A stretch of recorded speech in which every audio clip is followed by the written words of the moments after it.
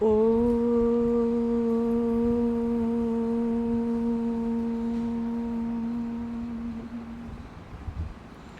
ओ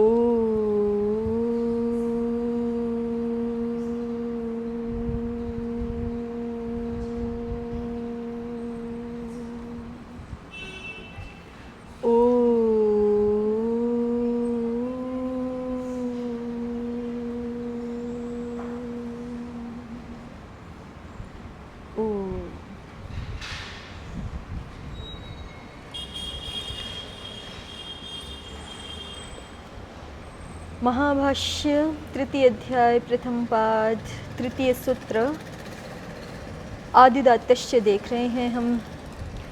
तो यहाँ तक पहुँच गए कि जिज्ञासु की अभिविजय हो रही है। जिज्ञासु ने आदिदात्तश्च और अनुदात्तौ सुप्पितौ को मुख्य स्वर प्रकरण से भिन्न क्रम में पढ़ने का कोई प्रयोजन नहीं है, ऐसा अभी तक सिद्ध किया है ना।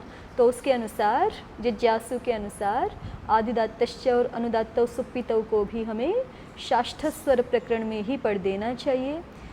आदिदात्तश्च का स्वरूप प्रत्ययस्य च पढ़ देना चाहिए और उसको ये नित्यादिर नित्यम के पश्चात वर्ती सूत्र के रूप में पढ़ना चाहिए। और इसी तरह से अनुदात्तौ सुप्पितौ को केवल सुप्पितौ इस सूत्र के रूप में किसके पश्चात पढ़ देना चाहिए? दास्य अनुदात्तेन के पश्चात पढ़ देना चाहिए। तो इससे इन दो सूत्रों का मुख्य स्वर प्रकरण से भिन्न क्रम भी नहीं होगा और साथ में ये भी लाभ हो जाएगा कि हमें दो बार आदिदात्त का विधान, दो बार अनुदात्त का विधान नहीं करना होगा। जिज्ञासु ने ऐसी बात प्रारंभ में कही थी और अभी तक उसने इसी बात को स्थापित किया है कि ऐसा करने से भी कोई दोष नहीं है और ऐसा करने से कोई दोष नहीं है। और आपने जो यहाँ पर इनको भिन्न क्रम में तृतीय अध्याय में पढ़ दिया है दो सूत्रों को, आदिदात्तश्च अनुदात्तौ सुप्पितौ को, इसका कोई प्रयोजन विशेष नहीं है ना। समाधाता कोई प्रयोजन विशेष नहीं दिखा पाया। जिस भी प्रयोजन विशेष को समाधाता ने उद्धृत करना चाहा, दिखाना चाहा, उसको जिज्ञासु ने प्रकारांतर से सिद्ध कर दिया है। देखिए आगे, समाधाता आद्युदात्तस्य वा लोपार्थम, आद्युदात्तस्य तर्हि लोपार्थम प्रत्ययसंज्ञा सन्नियोगेन आद्युदात्तत्वम् उच्यते। आदिदात्तस्य तर्हि लोपार्थम प्रत्ययसंज्ञा सन्नियोगेन आदिदात्तत्वम् उच्यते। एक और प्रयोजन समाधाता प्रस्तुत करने का प्रयास कर रहा है कि आद्युदात्त के लोप के लिए प्रत्ययसंज्ञा के सन्नियोग से आदिदात्तत्व कह देना चाहिए। क्या करना चाहिए? आदिदात्तस्य तर्हि लोपार्थम, आदिदात्त के लोप के लिए प्रत्ययसंज्ञा सन्नियोग से आदिदात्तत्व कहा गया है। तो अब उदाहरण दिखाएंगे कहाँ आदिदात्त का लोप चाहिए कि जिसके लिए प्रत्ययसंज्ञा सन्नियोग से आदिदात्तत्व करने की आवश्यकता हो। प्रत्ययसंज्ञा सन्नियोग से आदिदात्तत्व माने तृतीय अध्याय में आदिदात्तश्च सूत्र पढ़ना, एक ही बात है ना। प्रत्ययसंज्ञा सन्नियोगेन आदिदात्तत्वे कृते लोपे उदात्त निवृत्ति स्वरः सिद्धो भवति। जब हम प्रत्ययसंज्ञा सन्नियोग से आदिदात्तत्व करते हैं तो फिर लोप की प्रक्रिया में उदात्त निवृत्ति स्वर सिद्ध हो जाता है। किन प्रयोगों में? स्रौघ्नि माथुरी अत्र ही परत्वात् लोपः स्वरम बाधते। यहाँ परत्व के हेतु से लोप स्वर को बाधेत। नहीं तो क्या होने लगेगा? यदि नहीं पढ़ेंगे यहाँ तृतीय अध्याय में आदिदात्तश्च को तो क्या होने लगेगा? अत्र ही परत्वात् लोपः स्वरम बाधेत, परत्व के हेतु से लोप स्वर को बाधित करने लगेगा। प्रदीपकार को देखिए, स्रौघ्नि इति विभज्य अन्वाख्याने स्रौघ्न इति स्थिते। विभज्य अन्वाख्याने माने एक ही पंक्ति में। वैसे तो क्रम से हम सिद्धि करते हैं ना, किसी भी शब्द की व्युत्पत्ति हम क्रम से करते हैं, लेकिन जैसे हम कहें कि औपगवः तो क्रम से करेंगे तो उपगु का अपत्य, उपगु को पहले षष्ठी समर्थ बनाएंगे, उपगु गंस लेके आएंगे, फिर तस्यापत्यम अर्थ में अण लेके आएंगे, फिर सारी प्रक्रियाएं होंगी, ठीक है। लेकिन विभज्य अन्वाख्यान का मतलब है औपगवः को एक ही उस पंक्ति में लिख देना, जो भी प्रक्रिया हुई है, उपगु गंस अण। तो इसी तरह से स्रौघ्नि बनाया इन्होंने, तो स्रौघ्नि को विभज्य अन्वाख्यान में स्रौघ्न अ ई ऐसे लिख दिया, वृद्धि भी करके दिखा दी। वस्तुतः ये था क्या, स्रुघ्न अ ई ऐसे था। तो उसको स्रौघ्न अ ई ऐसा कर दिया इन्होंने। इति स्थिते, अब ऐसी स्थिति होने पर प्रत्ययस्य च इति आद्युदात्तत्वात्, प्रत्ययस्य च षष्ठाध्याय में मान लीजिए बनाते हैं, समाधाता कह रहा है आपके अनुसार, जिज्ञासु को कहता है कि आपके अनुसार प्रत्ययस्य च बनाना चाहिए षष्ठाध्याय में, तो वहाँ पर प्रत्ययस्य च इति आद्युदात्तत्वात्, इस सूत्र से आद्युदात्त होगा। परत्वाद् यस्येति च इति लोपे कृते,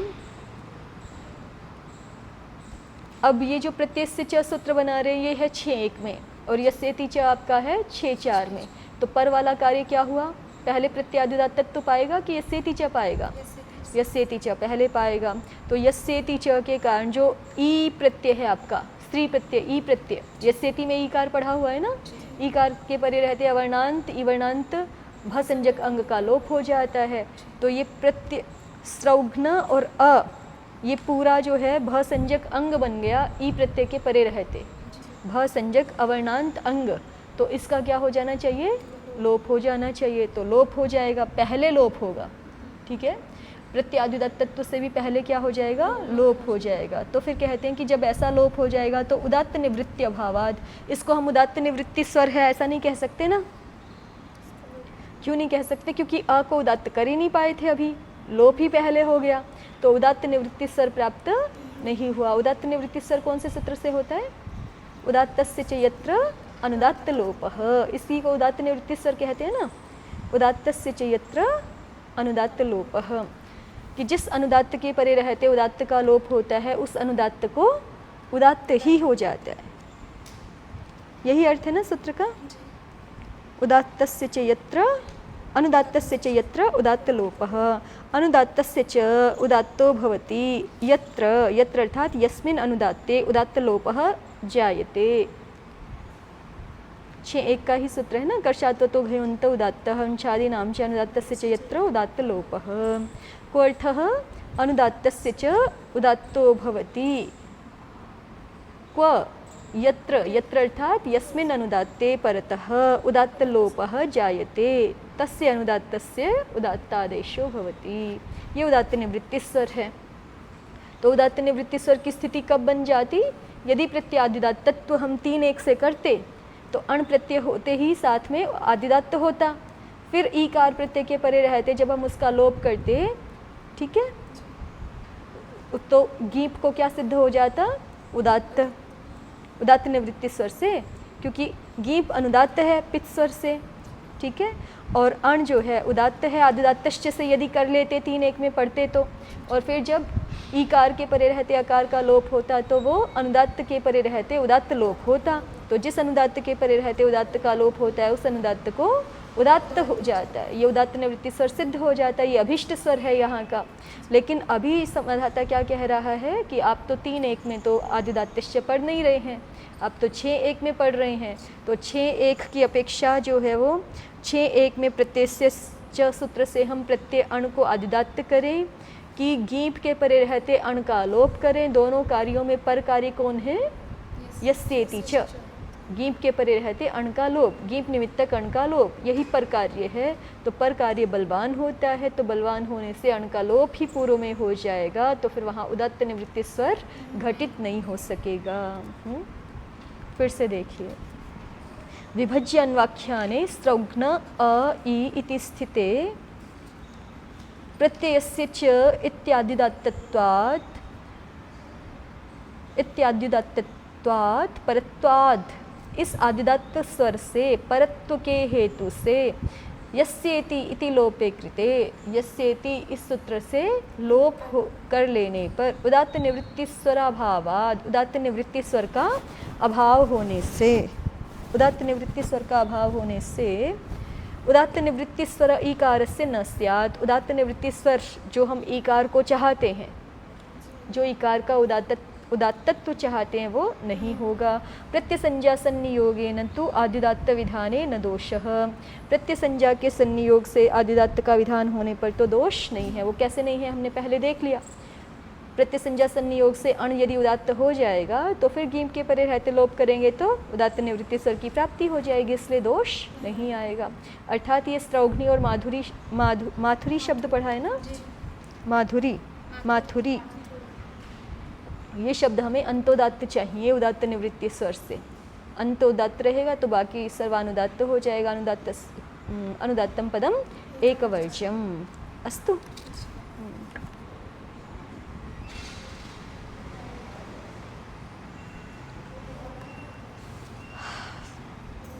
तो समाधाता ने ये प्रयोजन फिर से दे दिया कि क्यों हमें आदिदात्तस्य सूत्र को 3-1 में ही पढ़ना चाहिए, क्यों आदिदात्तत्व का विधान प्रत्यसंज्ञा संयोग से ही करना चाहिए, उसका एक प्रयोजन फिर से दे दिया। अब ये स्त्रौघ्नी माथुरी आप किस विषय में बनाएंगे? तस्य इयम भी बना सकते हैं सामान्य रूप से, सृघ्नस्य इयम है ना, सृघ्नस्य इयम ऐसा करके भी बना सकते हैं, या वहाँ बहुत सारे अर्थ हैं शैक्षिक, किसी भी अर्थ में बना सकते हैं। ठीक है, सृघ्नस्य इयम मथुराया इयम ऐसा करके बना लीजिए।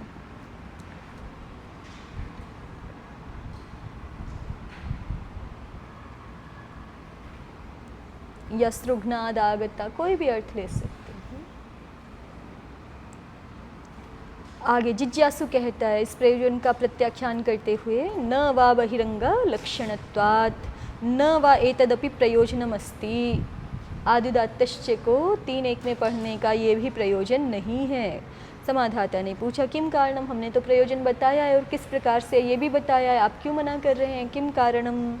तो कहा जिज्ञासु ने बहिरंग लक्षणत्वात्, बहिरंग लक्षणो लोपः, ये जो आपने लोप किया है, ये आपने जो पूर्व में लोप कर दिया, पहले लोप किया और बाद में प्रत्यय से च स्वर किया है ना, आपने तो ये मान लिया कि प्रत्यय से च सूत्र जो हम बना रहे हैं आदिदात्तश्च के स्थान पे वो पूर्व में है, षष्ठ अध्याय प्रथम पाद में है, और यस्येति जो है वो यस्येति च 6-4 में है। तो पूर्व पर के आधार पे आपने यस्येति च को बलवान ठहरा करके लोप पूर्व में कर दिया, लेकिन परिभाषा के अनुसार तो पूर्व पर नित्यंतरंग अपवादानाम उत्तरोत्तरम बलीयः।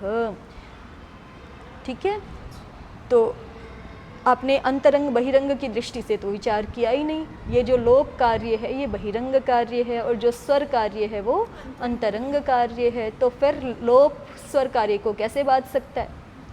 ठीक है, लोप स्वर कार्य को नहीं बाध सकता। अंतरंग तो पर की अपेक्षा भी अधिक बलवान होता है। आपने पर कार्य के आधार पर यस्येति च को पूर्व में किया है ना, लेकिन स्वर कार्य तो अंतरंग कार्य है, तो वो लोप की अपेक्षा पूर्व में होना चाहिए था। तो जिज्ञासु यही बता रहा है, न वा एतदपि प्रयोजनमस्ति किम कारणम बहिरंग लक्षणत्वात् बहिरंग लक्षणो लोपः अंतरंगः स्वरः। स्वर कैसा कार्य है? स्वर तो अंतरंग कार्य है। असिद्धम बहिरंगम अंतरंगे, और बहिरंग कार्य अंतरंग कार्य के करने में असिद्ध रहता है, अर्थात यस्येति लोप की प्राप्ति ही नहीं है जब तक हम अण को स्वर कर रहे हैं, है ना। अण को स्वर कार्य करने में बहिरंग लोप की प्राप्ति है ही नहीं। तो अवश्यम चैषा परिभाषा आश्रयितव्या। और अब कोई कहे कि आप ये सिद्धांत कहाँ से ले आए, असिद्धम बहिरंगम अंतरंगे, तो कह रहे हैं कि ये सिद्धांत, ये परिभाषा तो अवश्य ही शास्त्र में आश्रयणीय है, क्योंकि केवल यही प्रयोजन नहीं है इसका। शास्त्र में बहुत सारे स्थलों में निर्णय करने के लिए, उपयुक्त निर्णय करने के लिए हमें असिद्धम बहिरंगम अंतरंगे की आवश्यकता होती है। और ये सिद्धांत केवल शास्त्र में ही नहीं है, ये तो लोक सिद्ध बात है जिसको हम शास्त्र में भी प्रयोग कर लेते हैं। तो जिज्ञासु ने बता दिया, असिद्धम बहिरंगम अंतरंगे परिभाषा का प्रयोग करेंगे। अवश्यम चैषा परिभाषा आश्रयितव्या, ये परिभाषा तो हमें शास्त्र में अवश्य आश्रित करनी ही होगी। तो इसी का लाभ लेकर के हम यहाँ पर स्त्रौघ्नी माथुरी में भी जो दोष आ रहा है उसका निवारण कर लेंगे। निवारण हो जाएगा ना। यदि स्वर ही पहले हो जाए और बाद में लोप हुआ करे तो दोष है ही नहीं। उदात्त निवृत्ति स्वर जो इष्ट है वो सिद्ध हो जाएगा। ठीक।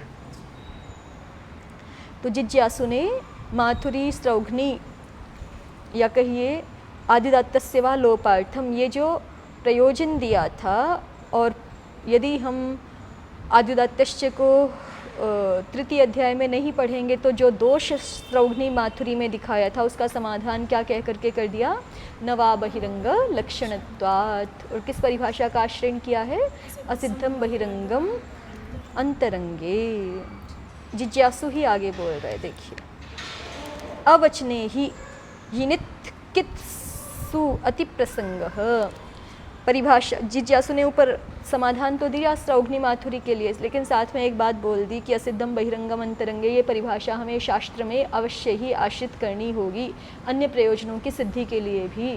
तो यदि इस परिभाषा का हम आश्रय शास्त्र में नहीं करेंगे तो कहाँ कहाँ क्या दोष आ जाएंगे, उनको जिज्ञासु अपनी बात को स्थापित करने के लिए कि असिद्धम बहिरंगम अंतरंगे मान्य करना ही होगा, है ना, उसको उसके उपोद्वलक के रूप में कुछ प्रयोजनों को प्रस्तुत कर रहा है कि यदि असिद्धम बहिरंगम अंतरंगे नहीं मानेंगे तो कहाँ कहाँ दोष आएगा, और यदि उसको स्वीकार करते हैं तो शास्त्र में कहाँ कहाँ इष्ट सिद्धि हो जाएगी।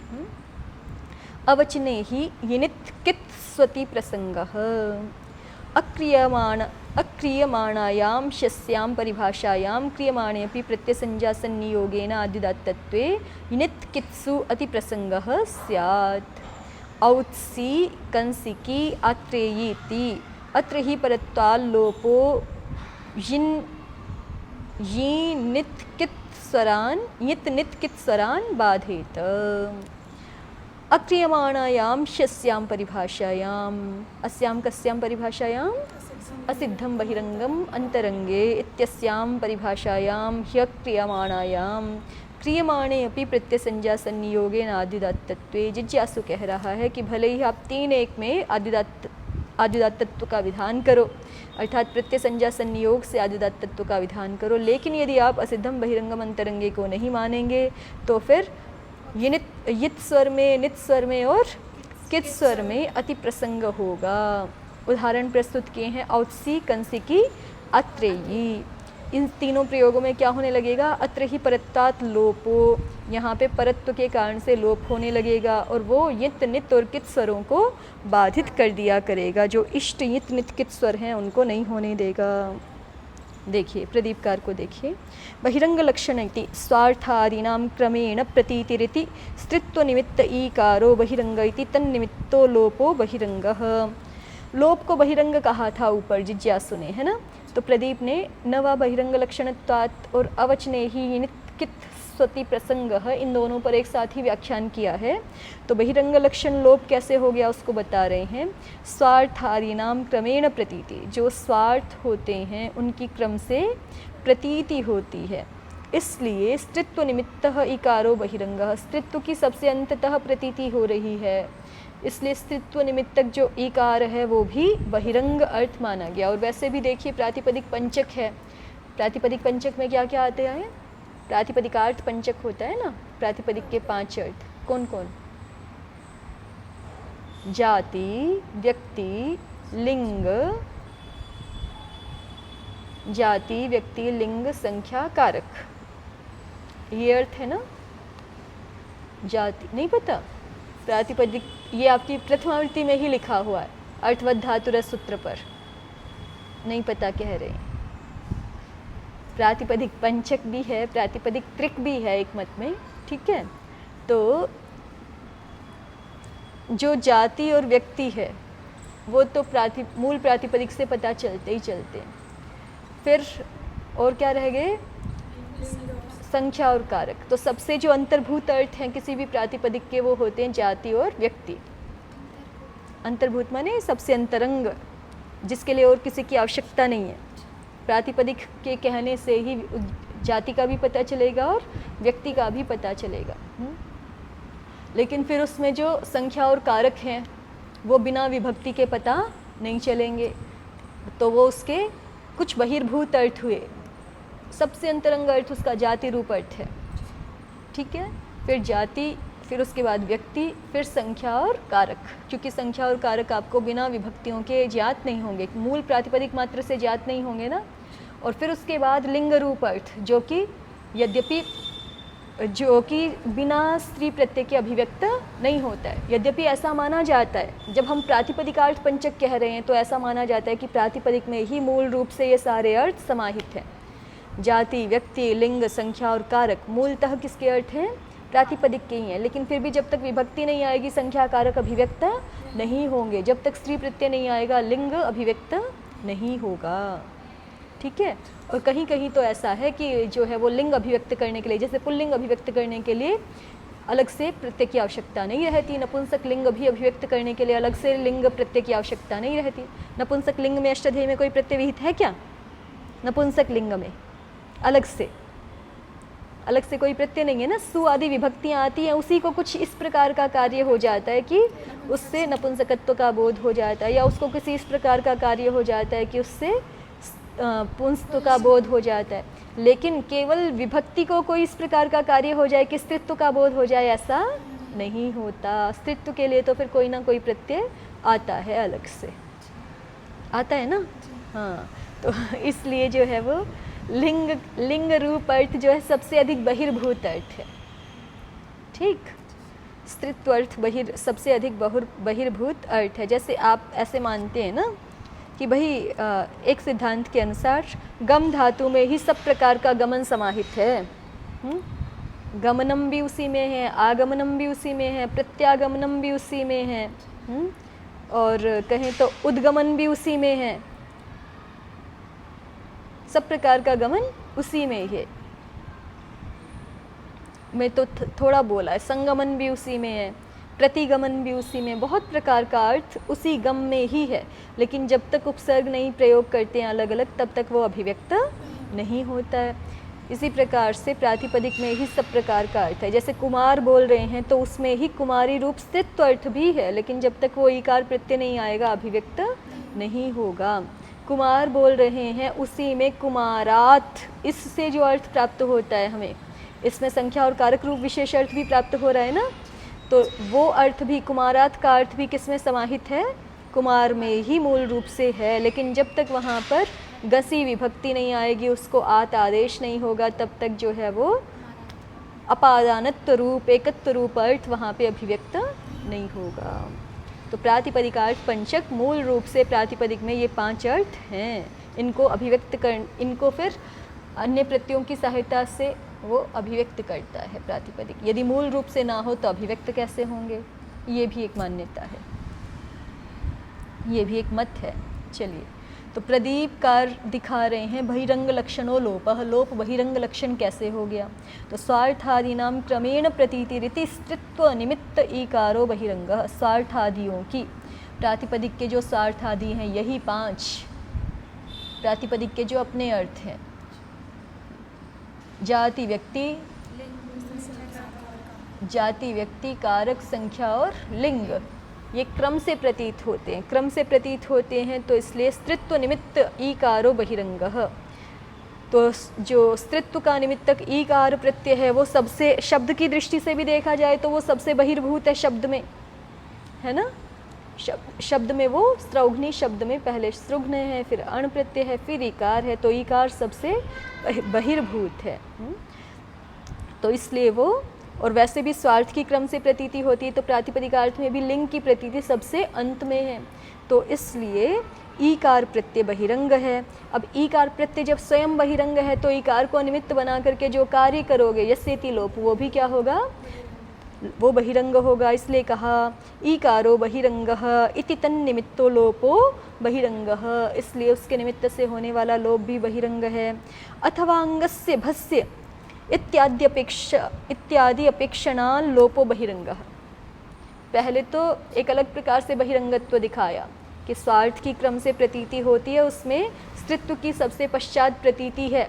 और शब्द की दृष्टि से भी, शब्द की दृष्टि से तो मैं बोल रही हूँ, इन्होंने तो वही पहला हेतु लिया है कि प्रातिपदिक में स्वार्थ की प्रतीति क्रम से होती है, उसमें स्त्रीत्व की प्रतीति सबसे पश्चात में होती है। तो इसलिए जो स्त्रीत्व का द्योतक प्रत्यय ईकार है वो बहिरंग है, और जब वो स्वयं बहिरंग है तो तन्निमित्तक कार्य जो यस्येति लोप है वो भी बहिरंग है। ये एक तरीके से, एक विधि से बहिरंगत्व दिखाया लोप का। और दूसरे तरीके से दिखा रहे हैं कि जिस कार्य को, जिसको ज़्यादा अपेक्षा होती है, जिस कार्य को अन्यों की सहायता की, वो बहिरंग हो जाता है, और जिसको किसी की अपेक्षा नहीं है, बहुत कम अपेक्षाएं हैं, वो अंतरंग हो जाता है। तो जैसे किसी गुरुजी के पास जो है बहुत सारे शिष्य हों, तो सेवा के लिए उसी को चुना जाएगा कि जिसका जो अंतरंग हो, माने कि जिसके पास अपनी बहुत सारी ये ना हो कि मेरा ये लक्ष्य, मेरा ये उद्देश्य, मेरा ये है वो है, मुझे अपनी ये दिनचर्या करनी है, वो ये करना है, तो फिर वो गुरुजी के पास कैसे रहेगा? गुरुजी के कार्यों का संपादन नहीं कर सकता ना फिर वो, जब उसके अपने अलग अलग चिंताएं हैं उसकी हजार, तो फिर वो गुरुजी की सेवा नहीं कर सकता, उनका शिष्यत्व तो उसको नहीं प्राप्त हो सकता, तो फिर वो बहिरंग हो जाएगा, क्योंकि उसकी अपेक्षाएं, उसके लक्ष्य, उसके कार्य अलग हैं और बहुत हैं, है ना। और जिसके कम होंगे वो गुरुजी की, या नहीं होंगे अपने अलग से, वो गुरुजी का सेवा अच्छे से कर सकता है, तो वो अंतरंग शिष्य के रूप में हो जाएगा। इसी तरह से यहाँ पे कहा है कि ये जो लोप रूप कार्य है ना, इसके बहुत सारी अपेक्षाएं हैं। क्या क्या? अथवा अंगस्य भस्य इत्यादि अपेक्षणाद लोपो बहिरंगः। इस लोप को तो अंग संज्ञा भी चाहिए। ये कार्य में कब प्रवृत्त होगा? ये लोप कब करेगा? जब इसको अंग संज्ञा मिले, जब इसको भ संज्ञा मिले, तब ये करेगा कार्य, लोप रूप कार्य सूत्र। तो इसलिए ये सूत्र कार्य, ये सूत्र या ये सूत्र कार्य कैसा है? बहिरंग है।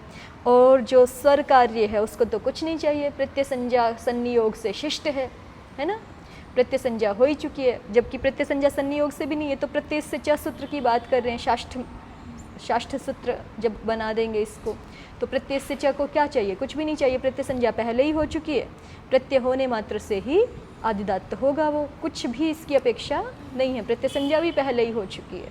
तो फिर ये अपेक्षाकृत अंतरंग कार्य हो जाएगा, क्योंकि इसको अन्य किसी की अपेक्षा नहीं है। ये दूसरी विधि दिखाई आचार्य ने कि हम लोप को बहिरंग लक्षण क्यों कह रहे हैं और स्वर को अंतरंग लक्षण क्यों कह रहे हैं।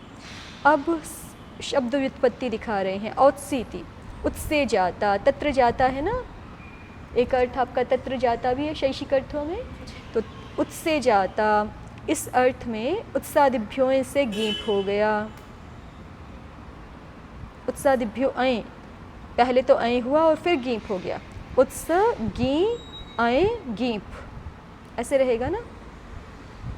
उत्स गी सप्तम्यंत से हो रहा है, सप्तमी समर्थ से, उत्स गी अय गीप, ये स्थिति रही।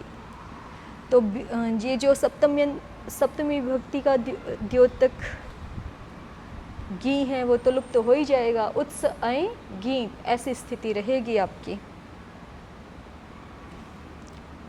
इसी तरह से आगे देखिए, यदि, अत्र क्या लिखा है आगे? यद्य के बाद क्या शब्द लिखा है? च लिखा है ना, च को त्र बना लीजिए। यद्यत्र परत्ताल्लोप आद्युदात्तत्वं यिन लक्षणं बाधेत तदा प्रत्ययस्य आद्युदात्तत्वाद् उदात्त निवृत्तिस्वर ईकारस्य स्यादेव।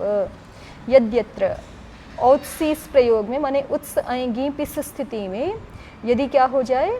परत्वाल्लोपः आदिदात्तत्व लक्षणम यिन लक्षणम बाधेत। आपके अनुसार, जैसे आप दिखा रहे थे, जिज्ञासु समाधाता पे आक्षेप कर रहा है कि आप तो जैसे स्त्रौघ्नी में, माथुरी में लोप को पर कार्य मान करके लोप को ही पहले हो जाएगा, ऐसे दिखा रहे थे ना। तो यदि आपकी बात माने तो फिर आपके अनुसार यहाँ पर भी उत्स अय गीप इस स्थिति में भी क्या हो जाना चाहिए? पहले लोप हो जाना चाहिए। गीप के परे रहते अय प्रत्यय का पहले लोप हो जाना चाहिए। तो यदि परत्व से लोप हो जाए और परत्तात लोपे आदिदात्तत्वं यिन लक्षणं बाधेत, तो फिर जो आदिदात्तत्व प्राप्त हो रहा है शब्द में, कौन सा आदिदात्तत्व कहते हैं? यिन लक्षणम, जो पूरे औत्सी शब्द को, माने उत्स अय, इस पूरे को यिन इत्यादि नित्यम से आदिदात्त होगा ना। उत्स अय यित प्रत्यय के परे रहते आदिदात्त होता है। उसका अर्थ हम ऐसा करते हैं ना, यिदंत को आदिदात्त होता है। तो यिदंत कितना है इसमें? उत्स अय, इतना। तो उत्स के उकार को, या फिर उसको वृद्धि हो जाएगा, औकार हो जाएगा, तो औकार को क्या होना चाहिए? उदात्त होना चाहिए। लेकिन यहाँ पर तो लोप क्या करेगा?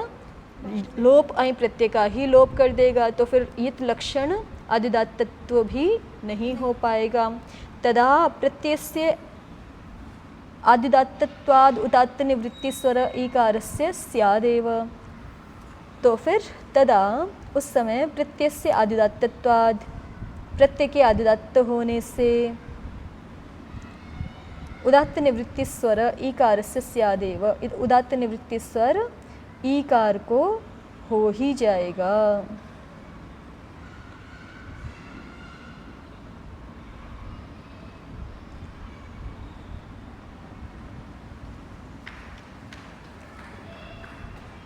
इतना तो ठीक हुआ। यद्यत्र परत्वात् लोप आदिदात्तत्वं यिन लक्षणम बाधित, यिन लक्षण को, यित लक्षण आदिदात्त को बाधित कर दे तो फिर क्या होगा। तो ये जिज्ञासु कह रहा है कि चलो एक तो बाधित हो गया, लोप ने किसको बाधित कर दिया, यिन इत्यादि नित्यम से जो स्वर प्राप्त हो रहा था उसको बाधित कर दिया। ठीक है, तो उसको बाधित करने में उसका सामर्थ्य उपयुक्त हो गया यस्येति च का। अब जो प्रत्यय से च सूत्र से आदिदात्तत्व प्राप्त हो रहा है ना, उसको नहीं बाध पाएगा, उसको नहीं बाध पाएगा। और उसको नहीं बाध पाएगा तो तदा प्रत्यय से आदिदात्तत्वात्, प्रत्यय के आदिदात्त होने से उदात्त निवृत्ति स्वर इकारस्य स्यादेव, इकार को उदात्त निवृत्ति स्वर होने लगेगा जो कि इष्ट नहीं है। ये बोल करके जिज्ञासु क्या दिखाना चाहता है कि हमें यहाँ पर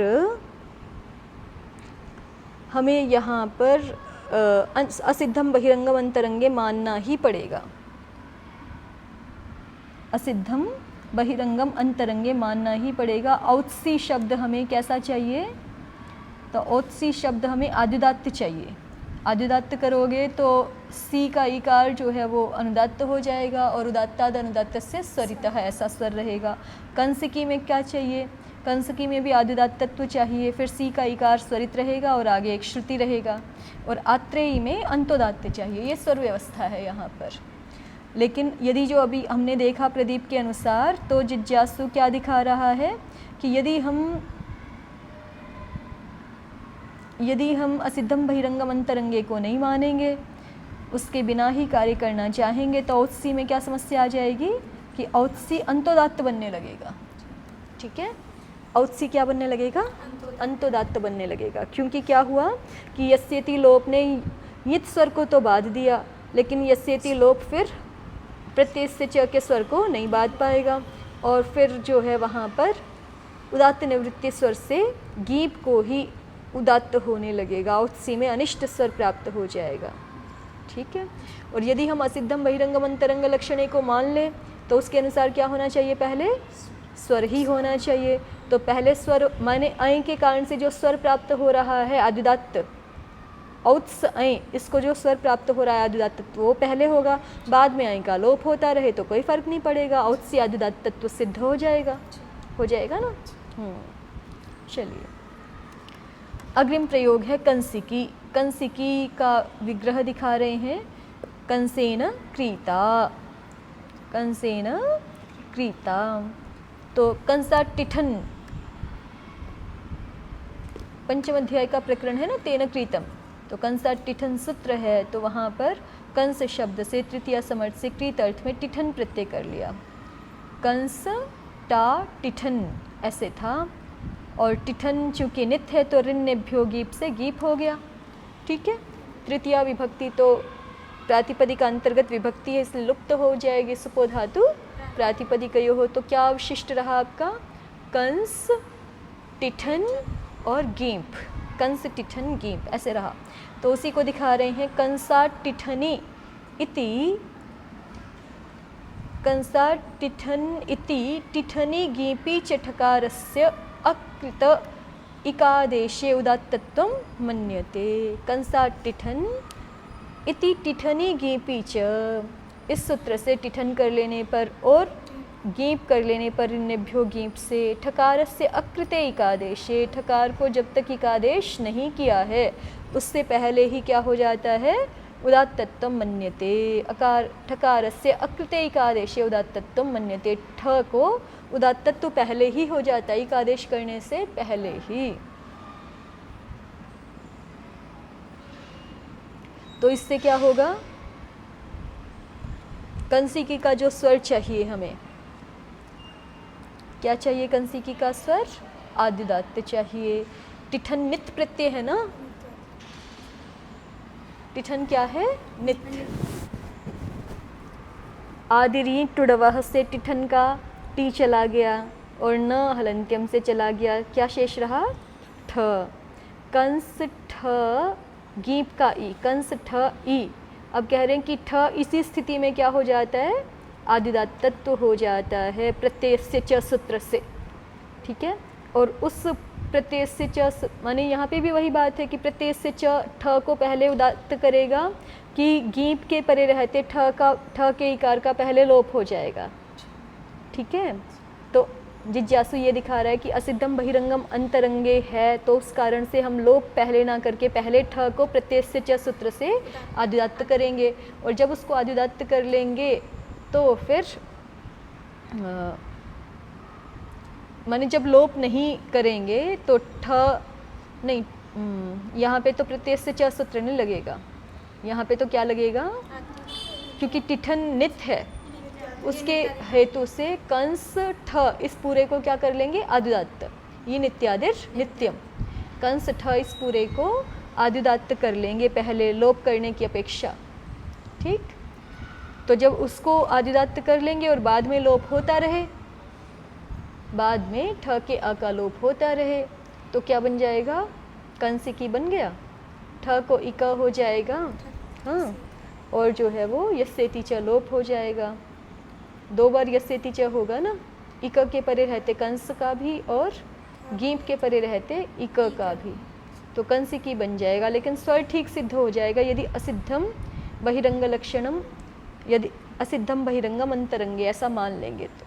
और यदि इसको नहीं मानेंगे तो क्या स्थिति बनने लगेगी कि लोप पहले करेंगे आप, लोप पहले कर लिया तो फिर जो है वो आप नित्य स्वर कैसे कर पाएंगे, ये समस्या है।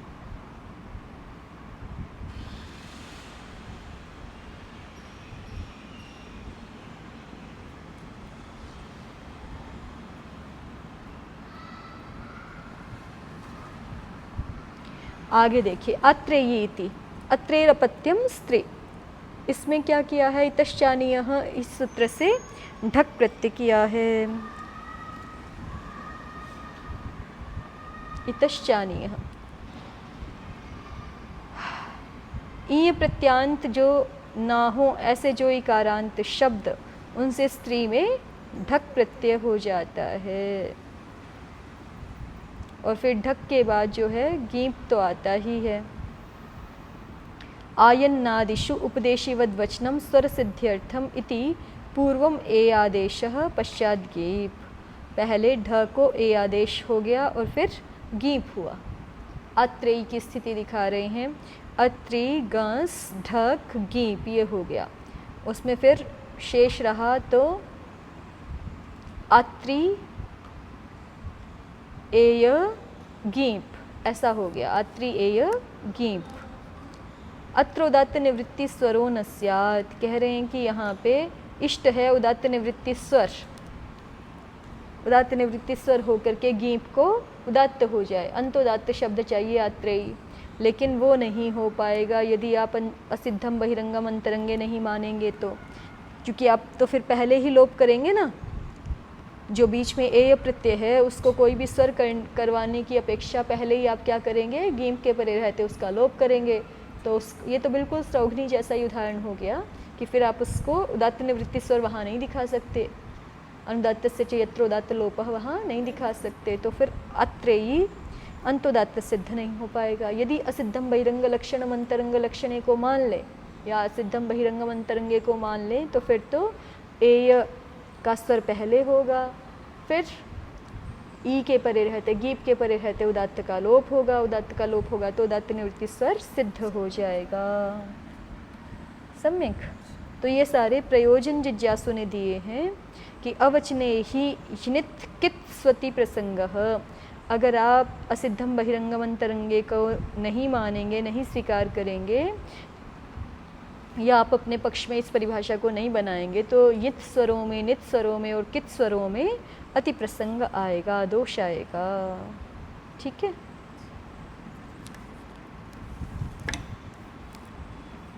तो यिनित स्वर तो ठीक है, कित का भी तो देखो, कितः, कितः अंतोदात्तत्वम विधान किया है ना आचार्य ने। तो यहाँ पे प्रत्यय की अपेक्षा हमें कितः विशिष्ट स्वर दिखाना चाहिए था ना अत्रेयी में। हाँ, तद्धितस्य कितः, जो तद्धित कित प्रत्यय है वो भी अंतोदात्त होता है। तो एय जो है वो अंतोदात्त पहले हो कि यस्येति चल से उसका लोप पहले हो जाए। तो लोप पहले हो जाएगा तो फिर उदात्त निवृत्ति स्वर नहीं होगा। और यदि पहले कितः से अंतोदात्त हो जाएगा प्रत्यय को, आत्र एय इतने को पहले माने कित प्रत्यय, तद्धित जो कित प्रत्यय है उसको अंतोदात्त, माने एय का जो अंतिम आकार है उसको उदात्त यदि पहले हो जाएगा तब उदात्त निवृत्ति स्वर सिद्ध हो जाएगा। ठीक, आगे बढ़िए। समाधाता कहता है नैष दोषः यिनित कित स्वराः प्रत्यस्वरस्य अपवादः, कि ये जो सारे यित नित कित स्वर है ना, ये प्रत्यय से च सूत्र जो हम बनाएंगे उसके अपवाद स्वर रहेंगे, क्योंकि विशिष्ट हैं इसलिए अपवाद। प्रत्यय से च तो प्रत्येक प्रत्यय के बारे में बोल रहा है ना, कि प्रत्येक प्रत्यय क्या हो जाए आदिदात्त। अब आचार्य ने कह दिया कि ये नित्यादि नित्यम, तो विशिष्ट हो गया कि जहाँ यित प्रत्यय हो नित प्रत्यय हो तदंत को आदिदात्त होगा। कितः कह दिया तो तद्धितस्य कितः अंतोदात्तत्वं भवति, जो तद्धित कित प्रत्यय है उसको अंतोदात्त होता है, ये विशिष्ट हो गया। तो विशिष्ट जो अपवाद हैं वो तो सामान्य स्वर के बाधक होते ही हैं। तो इसलिए यिनित कित स्वराः प्रत्यस्वरस्य अपवादाः न च अपवाद विषये उत्सर्गोऽभिनिविशते, पूर्वं ह्यपवादाभिनिविशन्ते पश्चात् उत्सर्गाः प्रकल्प्य च अपवाद विषयं तथा उत्सर्गो अभिनिविशते। ये एक ही अर्थ के ज्ञापक 3 वाक्य हैं जो उसी बात को थोड़े भिन्न शैली से भिन्न विधि से कह रहे हैं। तो न तावदत्र कदाचित प्रत्यस्वरो भवति अपवादान यिनित कित स्वरान प्रतीक्षते। समाधाता कहता है कि यहाँ पर प्रत्यय से च तो लगता ही नहीं है, अपवाद जो यित नित कित स्वर हैं उनकी प्रतीक्षा करेगा। और जब अपवाद यित नित कित स्वरों की प्रतीक्षा करेगा तो समाधाता कहता है कोई दोष नहीं आएगा। देखिए औत्सी में क्या हो जाए, यदि प्रत्यय से स्वर तो लगेगा नहीं, क्या स्वर लगेगा, नित स्वर लगेगा ना औत्सी में, और कंसिकी में नित स्वर लगेगा यिनित्यादि नित्यम, और आत्रेयी में कितः से कित स्वर लगेगा।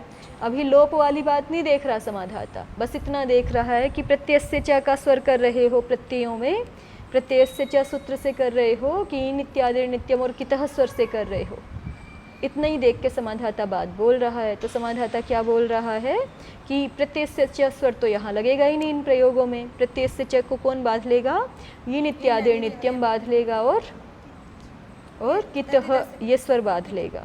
ठीक है।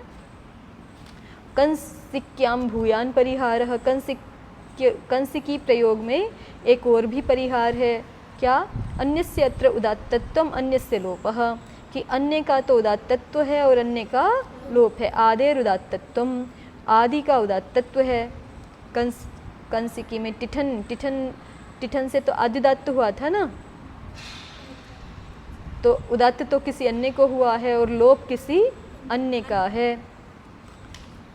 लोप उसी का नहीं है ना, वही गीप के परे रहते टिठन का जो ठ बचा उसमें जो आकार है उसका लोप कर रहे हैं ना, और उसको तो आदिदात्त स्वर का विधान है ही नहीं। तो 2 अलग अलग स्थलों में कार्य है यहाँ पे, तो उनका तो परस्पर बाध्य बाधक भाव की कोई बात ही नहीं आती। आदेर उदात्तत्वम अंत्यस्य लोपः, आदि का उदात्तत्व है और अंत्य का लोप है।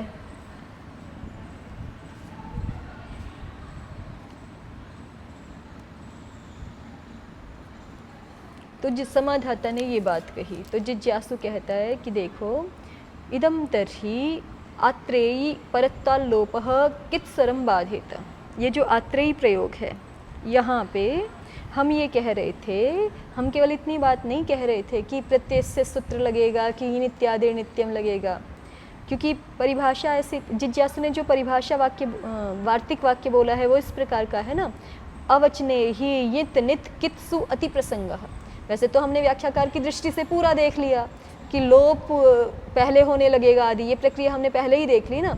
लेकिन अगर केवल जिज्ञासु का वचन देखा जाए, वार्तिक देखा जाए, अवचने ही ये नित कित्सु अति प्रसंगः, तो इससे क्या लगता है कि जिज्ञासु ऐसा कहना चाह रहा है कि असिद्धम बहिरंगम अंतरंगे नहीं करेंगे तो प्रत्यय च स्वर का अति प्रसंग होने लगेगा, नित के संदर्भ में, यित के संदर्भ में और कित के संदर्भ में भी। माने ये नित्यादि नित्यम को बाध के और कितः स्वर को भी बाध के प्रत्यय से च लगने लगेगा, ऐसी एक अर्थ प्रतीति होती है। वो तो हमने पूरी सिद्धि देख ली, इसलिए एक अलग बात है। लेकिन अर्थ प्रतीति सामान्य रूप से क्या हो रही है कि असिद्धम बहिरंगम अंतरंगे नहीं रखेंगे तो प्रत्यय से च को बाध कर नहीं, प्रत्यय से च ये नित्कित स्वरों को भी बांधने लगेगा, ऐसी एक सामान्य प्रतीति हो रही है। तो समाधाता ने वो दिखा दिया कि प्रत्यय से च तो इनको बाधेगा नहीं, क्योंकि ये तो अपवाद कार्य हैं। ये नित स्वर और कित स्वर अपवाद कार्य है, तो अपवाद कार्य तो सामान्य को बाध के ही प्रवृत्त होता है, तो इसलिए वहाँ तो यित नित कित स्वर प्रत्यय से च स्वर के द्वारा तो बाधित होंगे नहीं। तो अब आगे जिज्ञासु कहता है, देखिए कि इदम तर्हि आत्रेयी परत्वात् लोपः कित स्वरम बाधेत, कि हम कहना ऐसा चाह रहे थे कि जैसे आत्रेयी प्रयोग है, यहाँ पे क्या होगा, परत्व से जो लोप प्राप्त हो रहा है यस्येति च, और वो पर कार्य है, और कितः तो पूर्व कार्य है। जैसे स्त्रौघ्नी माथुरी में आपने दिखाया, जिज्ञासु समाधाता को कह रहा है कि स्त्रौघ्नी माथुरी में आपने दिखाया ना कि यस्येति च परत्व से, परत्व के हेतु से किसको बाध रहा है, प्रत्यय से च स्वर को बाध रहा है। वैसे हम दिखाना चाह रहे हैं कि आत्रेयी में भी क्या होने लग जाएगा, परत्व का हेतु ही मानोगे, असिद्धम बहिरंग अंतरंग वाली बात को स्वीकार नहीं करोगे, है ना। ये स्वीकार यदि आप नहीं करते हैं कि यहाँ पर जो लोप कार्य है वो बहिरंग है और स्वर कार्य अंतरंग है, और साथ में असिद्धम बहिरंगम अंतरंगे, ये सिद्धांत यदि आप स्वीकार नहीं कर रहे हैं तो आप तो अपने मतानुसार जैसे पूर्व में प्रक्रिया दिखाई थी उसी तरह से चलेंगे कि पर का कार्य है यस्येति लोप और पूर्व का कार्य है स्वर कार्य। तो इसलिए यस्येति लोप जैसे स्त्रौघ्नी माथुरी में प्रत्यय से च स्वर को बाध रहा था, वैसे ही आत्रेयी में भी यस्येति लोप कित स्वर को बांधने लग जाएगा। ये दोष हम दिखा रहे थे। तो जो पहले व्याख्याकार ने दिखा दिया उसको यहाँ आकर के भाष्य में दिखा रहे हैं। इदम तर्हि आत्रेयी परत्वाल्लोपः कित स्वरम बाधेत, तस्मादेशा परिभाषा आश्रयितव्या, इसलिए ये परिभाषा आश्रित करनी चाहिए। और ऐसे ही हर प्रयोग में समझ लो, जब आत्रेयी में ऐसे ही दिखाया तो हर प्रयोग में जो आपके औत्सी हैं, कंसिकी हैं, यहाँ पे भी यही होगा ना, परत्वात् लोप जो है वो नित्यादि नित्य स्वर को बांधने लग जाएगा। तस्मादेशा परिभाषा आश्रयितव्या, इसलिए ये परिभाषा कौन सी, असिद्धम बहिरंगम अंतरंगे, ये परिभाषा आश्रित करनी चाहिए। एतस्यां च सत्यां शक्यं प्रत्ययसंज्ञा संनियोगेन आदिदात्तत्वम् अवक्तुम्। और जब हम ये परिभाषा लेंगे, आश्रित करेंगे, शास्त्र में इसका ग्रहण करेंगे, तो फिर हमें प्रत्यय संज्ञा के संयोग से आदिदात्तत्व कहने की कोई आवश्यकता नहीं है, क्योंकि इसके लिए आवश्यकता यही तो दिखाई थी ना, प्रत्यय संज्ञा संयोग से आदिदात्तत्व विधान की आवश्यकता कहाँ दिखाई थी, स्त्रौघ्नी माथुरी में। और हेतु क्या दिया था कि यदि हम प्रत्यय के संयोग से आदिदात्तत्व नहीं करेंगे तो परत्व से लोप पहले हो जाएगा। फिर से दोहरा लीजिए, स्त्रौघ्नी क्या था, स्रुग्न अण और गीप, ऐसी स्थिति थी ना, टिड्ढाणे से अनंत से गीप हो गया था, और स्रुग्न को आदि वृद्धि भी हो गई, यस्येति लोप भी हो गया मान लीजिए, तो स्त्रौघ्न और अण और गीप ऐसी स्थिति थी। अब समाधाता क्या कह रहा था कि अण को आदिदात्तश्च सूत्र से उदात्त कर दोगे तब तो गीप के परे रहते लोप बाद में होगा। फिर अण जैसे ही उत्पन्न हुआ साथ में आदिदात्त ही उत्पन्न हुआ ना, वो प्रत्यय संज्ञा संनियोग से आदिदात्तत्व किया तो अण उत्पद्यमान अण ही आदिदात्त ही हुआ। फिर गीप के परे रहते लोप करोगे तो इष्ट स्वर उदात्त निवृत्ति स्वर सिद्ध हो जाएगा, शब्द अंतोदात्त बन जाएंगे। ठीक है, ये समाधाता ने दिखाया था। और यदि हम षष्ठ अध्याय में प्रत्यय से च बनाएंगे तो फिर क्या दोष आने लगेगा कि अण तो अभी उदात्त हुआ नहीं। ठीक है, अब ये प्रक्रिया में है कि अण हम प्रत्यय से च सूत्र से उदात्त करें कि अण का हम गीप के परे रहते लोप करें। तो फिर अब जो है परत्व से निर्णय होगा कि प्रत्यय च कार्य तो 6-1 का है और यस्येति लोप तो 6-4 का है। तो परत्व के आधार पे यस्येति लोप ही पहले होना चाहिए, और यदि यस्येति लोप पहले हो गया तो उदात्त निवृत्ति स्वर तो बन नहीं सकता, क्योंकि अण उदात्त पहले हो तब तो उदात्त निवृत्ति स्वर बने। अण उदात्त हुआ ही नहीं है तो उदात्त निवृत्ति स्वर कैसे बनेगा? तो स्रौघ्नी में दोष आएगा, माथुरी में दोष आएगा। यही समाधाता ने दिया था ना प्रयोजन, कि यदि आदिदात्तश्च ना करके प्रत्यय से च से स्वर करेंगे स्रौघ्नी में, माथुरी में, तो दोष आएगा। और प्रत्यय विधान प्रकरण में ही यदि हम आदिदात्तश्च बना देंगे और उससे आदिदात्त कर देंगे तो दोष नहीं आएगा। ये प्रयोजन दिखाया था। लेकिन इस प्रयोजन का समाधान जिज्ञासु ने कैसे करके कर दिया? असिद्धम बहिरंगम अंतरंगे, इस परिभाषा का आश्रयण करके कर दिया। और ये दिखाया कि इस परिभाषा का आश्रयण तो हमें अन्यत्र स्थलों में भी इष्ट प्रयोग की सिद्धि के लिए करना ही पड़ता है। तो इसलिए परिभाषा तो है ही है। जब परिभाषा है तो हम आदिदात्तश्च का मुख्य स्वर प्रकरण से क्रम भेद क्यों करें? इस परिभाषा का आश्रय लेकर के ही स्रौघ्नी माथुरी आदि दोषों का निवारण कर लेंगे। ठीक है, स्रौघ्नी माथुरी में कोई दोष नहीं आएगा ना, भले ही प्रत्यय से च सूत्र से स्वर करें, यदि असिद्धम बहिरंगम अंतरंगे को मानते हैं तो।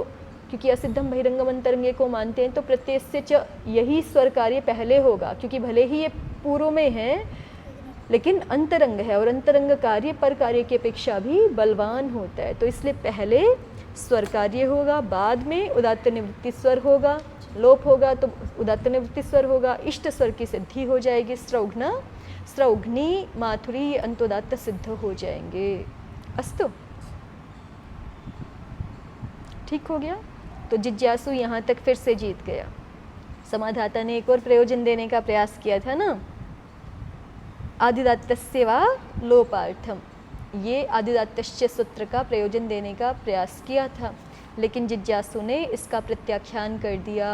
असिद्धम बहिरंग लक्षणम अंतरंग लक्षणे, इस परिभाषा के आश्रयण से।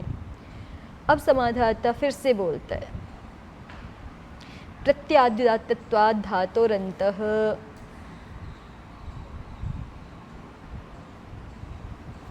कि क्यों हमें आदिदात्तश्च को अनुदात्तौ सुप्रीतौ को 3-1 में ही रखना चाहिए, उसका एक और प्रयोजन दे रहा है। प्रत्यादिदात्तत्वाद् धातोरन्तः, प्रत्यादिदात्तत्वाद् धातोरन्तः इत्येतद् भवति विप्रतिषेधेन, कि यदि हम इनको आदिदात्तश्च को हम 3-1 में रखते हैं ना, और धातोः सूत्र तो 6-1 का है, तो जहाँ इन दोनों स्वरों का परस्पर जो है वो संप्रधारणा बनने लगे, परस्पर ये होने लगे कि किसका कार्य करें हम पहले, तो विप्रतिषेध की स्थिति में, तुल्य बल होने पर विप्रतिषेध होता है ना, तो उस स्थिति में चूँकि क्रम इसका पूर्व में रखा हुआ है, धातुओं का पश्चात है, तो क्या हो जाता है, प्रत्यादिदात्त की अपेक्षा धातोरन्तः ये स्वर इत्येतद् भवति, धातोरन्तः ये स्वर विप्रतिषेधेन भवति, विप्रतिषेध से हो जाता है और वो इष्ट सिद्धि हो जाती है हमारी। जैसे कि प्रत्ययादिदात्तत्वस्य अवकाशः, जहाँ भी प्रतिषेध होगा वहाँ पहले अवकाश दिखाएंगे ना, तो यत्र अनुदात्ता प्रकृति ही, जहाँ प्रकृति अनुदात्त ही है वहाँ प्रत्यादिदात्तत्व को अवकाश मिल गया। जैसे समत्वम सिमत्वम, ये सम और सिम शब्द आपको यदि फिट सूत्र याद हैं तो सम सिम दोनों अनुदात्त विधान किए हुए हैं। फिट सूत्र याद रहे हैं यहाँ पे? फिट सूत्र पाठ किसी के पास? सूत्र ही चाहिए, पर आपने तो हाथ से लिखे हुए, मेरे उसमें तो मस्तिष्क में वो छपा हुआ है प्रिंटेड वाला। चलो फिर भी दिखा दो, मुझे दिखाओ, अंतिम पाद में है। आपने तो चतुर्थ पाद लिखा है, ये है ना, त्वत्त्व सम सिम इत्यनुच्यानि। त्वत्त्व सम और सिम ये शब्द कैसे हैं? अनुच्य हैं। अनुच्य है माने अनुदात्त हैं, माने संपूर्ण प्रकृति ही, सम सिम इसमें दो अच्छे ना, दोनों के दोनों अनुच्य रहेंगे माने अनुदात्त रहेंगे। त्वत्त्व सम सिम इत्यनुच्यानि। तो सम और सिम अनुदात्त हैं, संपूर्ण अनुदात्त हैं, सर्वानुदात्त हैं, तो त्व प्रत्यय के स्वर का अवकाश हो गया ना, कोई विरोध ही नहीं है। सम सिम प्रकृति पूर्णतः अनुदात्त ही है, तो प्रत्यय का जो आदुदात्त तत्व प्राप्त है वही होगा, उसी को अवकाश है, उसके सामने कोई विरोध है ही नहीं, ये उसी का क्षेत्र है। तो ये प्रत्यय स्वर को अवकाश दिखा दिया, प्रत्यादुदात्त तत्व को अवकाश मिल गया। धातोरन्तः इत्यस्य अवकाशः, धातोरन्तः को कहाँ अवकाश मिल गया? यत्र अनुदात्तः प्रत्ययः, जहाँ अनुदात्त प्रत्यय ही होते हैं, जैसे पचति, पठति, पचशप्तिप, पठ शप्तिप, शप्तिप दोनों ही पित होने से अनुदात्त हैं, तो धातु को अवकाश मिल गया, धातोः स्वर को, धातु अंतोदात्त हो जाएगा, उसके सामने कोई भी विरोध उपस्थित नहीं है। अब इहोभयम प्राप्नोति, कुछ स्थल ऐसे आते हैं जहाँ धातु स्वर भी पाता है और प्रत्यय से आदुदात्तत्व भी पाता है, जैसे गोपायति, धूपायति। गोपायति, धूपायति कहाँ के प्रयोग है?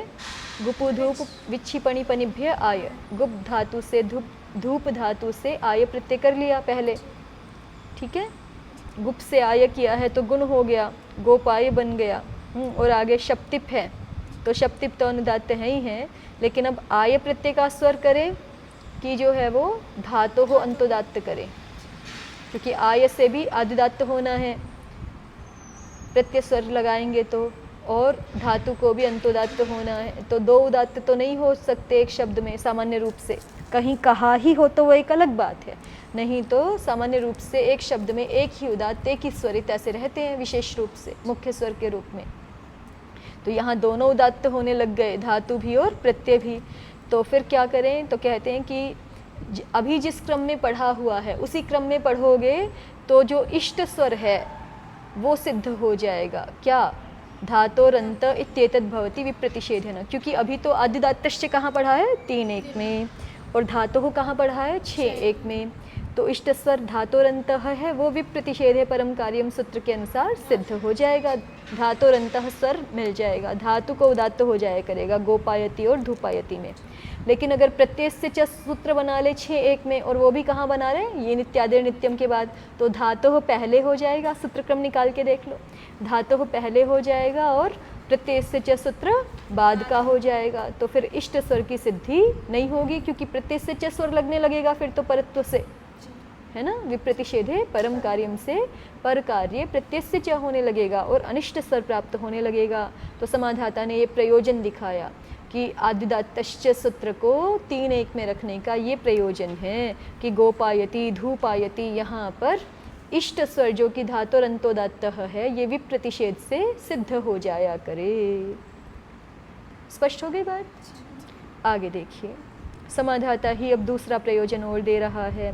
पित्स्वरात् तित्स्वरष्टापि, पित्स्वरात् तित्स्वरष्टापि, पित्स्वर की अपेक्षा तित्स्वर टाप के परे रहते, टापी टाप विषय में भवति विप्रतिषेधेन, विप्रतिषेध से हो जाता है। ये प्रयोजन है आदिदात्त विधान 3-1 में करने का। कैसे? पित्स्वरस्य अवकाश पचति पठति, पचति पठति में पित्स्वर को अवकाश हो गया ना, शप्तिप को उसने अनुदात्त कर दिया, अवकाश मिल गया तित्स्वरस्य।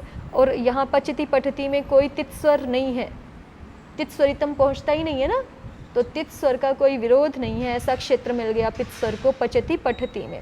तित्स्वरस्य अवकाशः कार्यम हार्यम, अब तित्स्वर का अवकाश हो गया कार्यम हार्यम। यहाँ पे हमने क्या प्रत्यय कर दिया? क्री से हृ से न्यत प्रत्यय कर दिया, री हलोर न्यत। ये रिकारांत धातु है ना, रिवर्णांत धातु है, क्री हरि तो न्यत, क्री ह्री तो न्यत प्रत्यय कर दिया, तो आदि वृद्धि हो करके, वृद्धि किससे हो गई? अचोय नीति से वृद्धि कर ली, और यत का य शेष है और ये तित है, तो यहाँ पर तित्स्वर को अवकाश मिल गया, तित्स्वरितम प्रत्यय स्वरित हो गया, ठीक है। और यहाँ पे पित्त कुछ है नहीं, ना तो धातु पित्त है और ना ही प्रत्यय पित्त है, तो पित्त स्वर आएगा नहीं, तो पित्त स्वर के क्षेत्र से अवशिष्ट ये तित्त स्वर को अपना जो है वो क्या कहें विशिष्ट क्षेत्र या एक्सक्लूसिवली उसको अपने कार्य करने के लिए फील्ड मिल गया, कार्यम हार्यम, तो ये तित्त स्वर का अवकाश हो गया। इहो भयम प्राप्नोति, अब यहाँ दोनों पाएंगे कार्या हार्या, क्रीण्यत टाप, ठीक है, क्रीण्यत टाप यहाँ पर दोनों पा रहे हैं ना, क्योंकि न्यत तित है तो तित स्वरितम भी पाएगा और टाप पित है तो अनुदात्त तत्व भी पाएगा। तो ये कह रहे हैं, क्योंकि देखो ये प्रयोजन है अनुदात्तौ सुप्पितौ को 3-1 में पढ़ने का। ठीक है, 3-1 में अनुदात्तौ सुप्पितौ पढ़ा है तो अनुदात्तौ सुप्पितौ पहले है, और तित्स्वरितम 6-1 में पढ़ा है तो वो बाद में है। तो इष्ट स्वर क्या है हमारा? तित्स्वरितम। तो तित्स्वरितम कार्याहार्या में हो जाया करे, कार्याहार्या भी य स्वरित चाहिए वहाँ पर।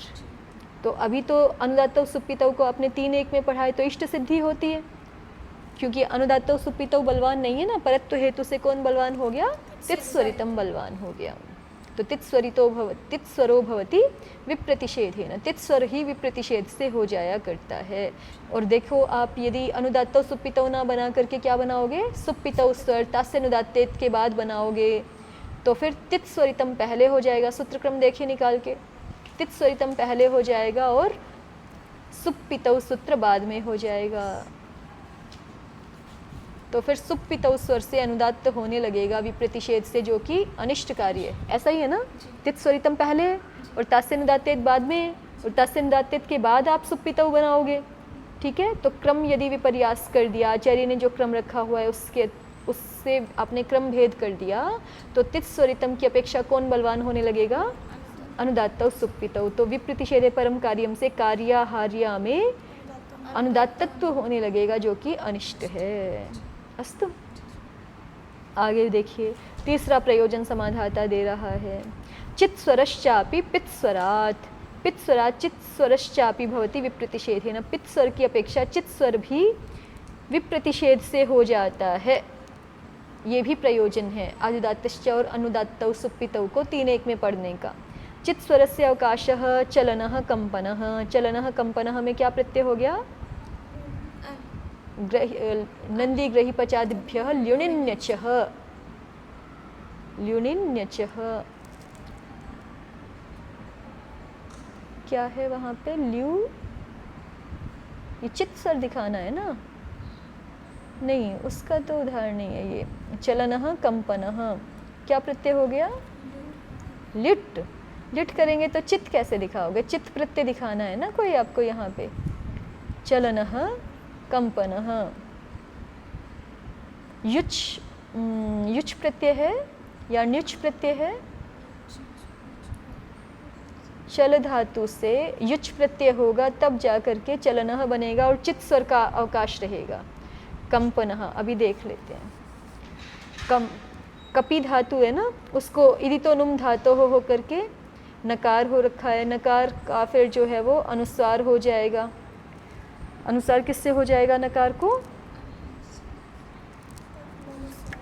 मोनुसार है तो पदांत में करता है, निश्चा पदंत से झली सूत्र से अनुसार हो जाएगा और फिर उसको क्या हो जाएगा?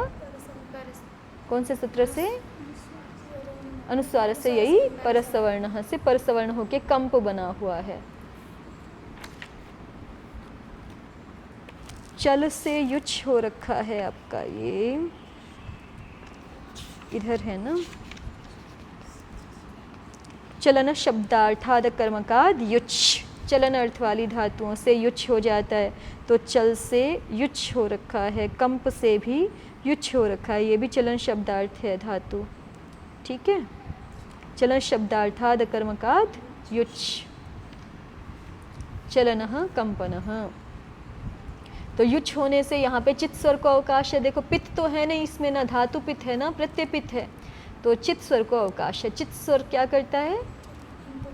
चितः सूत्र से अंतोदात्त हो जाता है, तो चलनः कंपनः ये अंतोदात्त शब्द हैं हमारे। पित्त स्वरस्य अवकाशः स एव, पित्त स्वर का अवकाश वही पचति पठति में, शब्द को पित्त शब्द को अनुदात्त कर दिया। इहो भयम प्राप्नोति, अब यहाँ दोनों पाते हैं, अम्बष्ठ्या सौवीर्या, अम्बष्ठ्या सौवीर्या में दोनों कैसे पाएंगे? ये आपके प्रयोग हैं 4-1 के।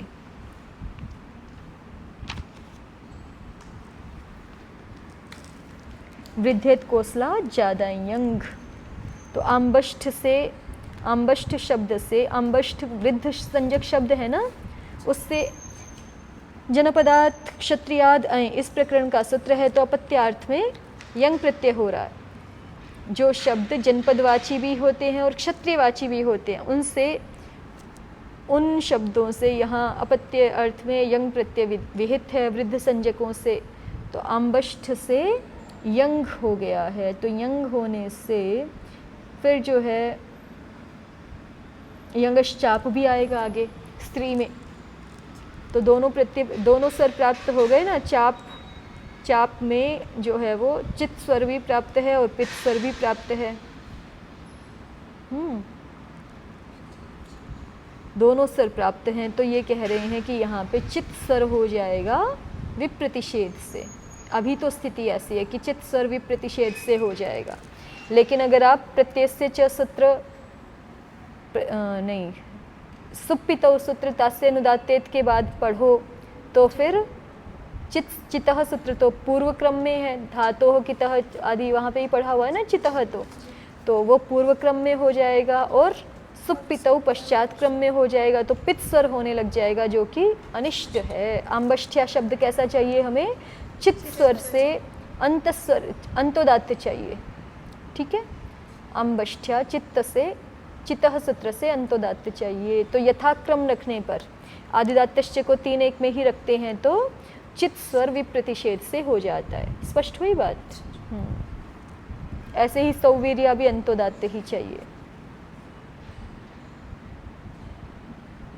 समान प्रक्रिया है दोनों में, आम्बष्ठ्या सौवीर्या।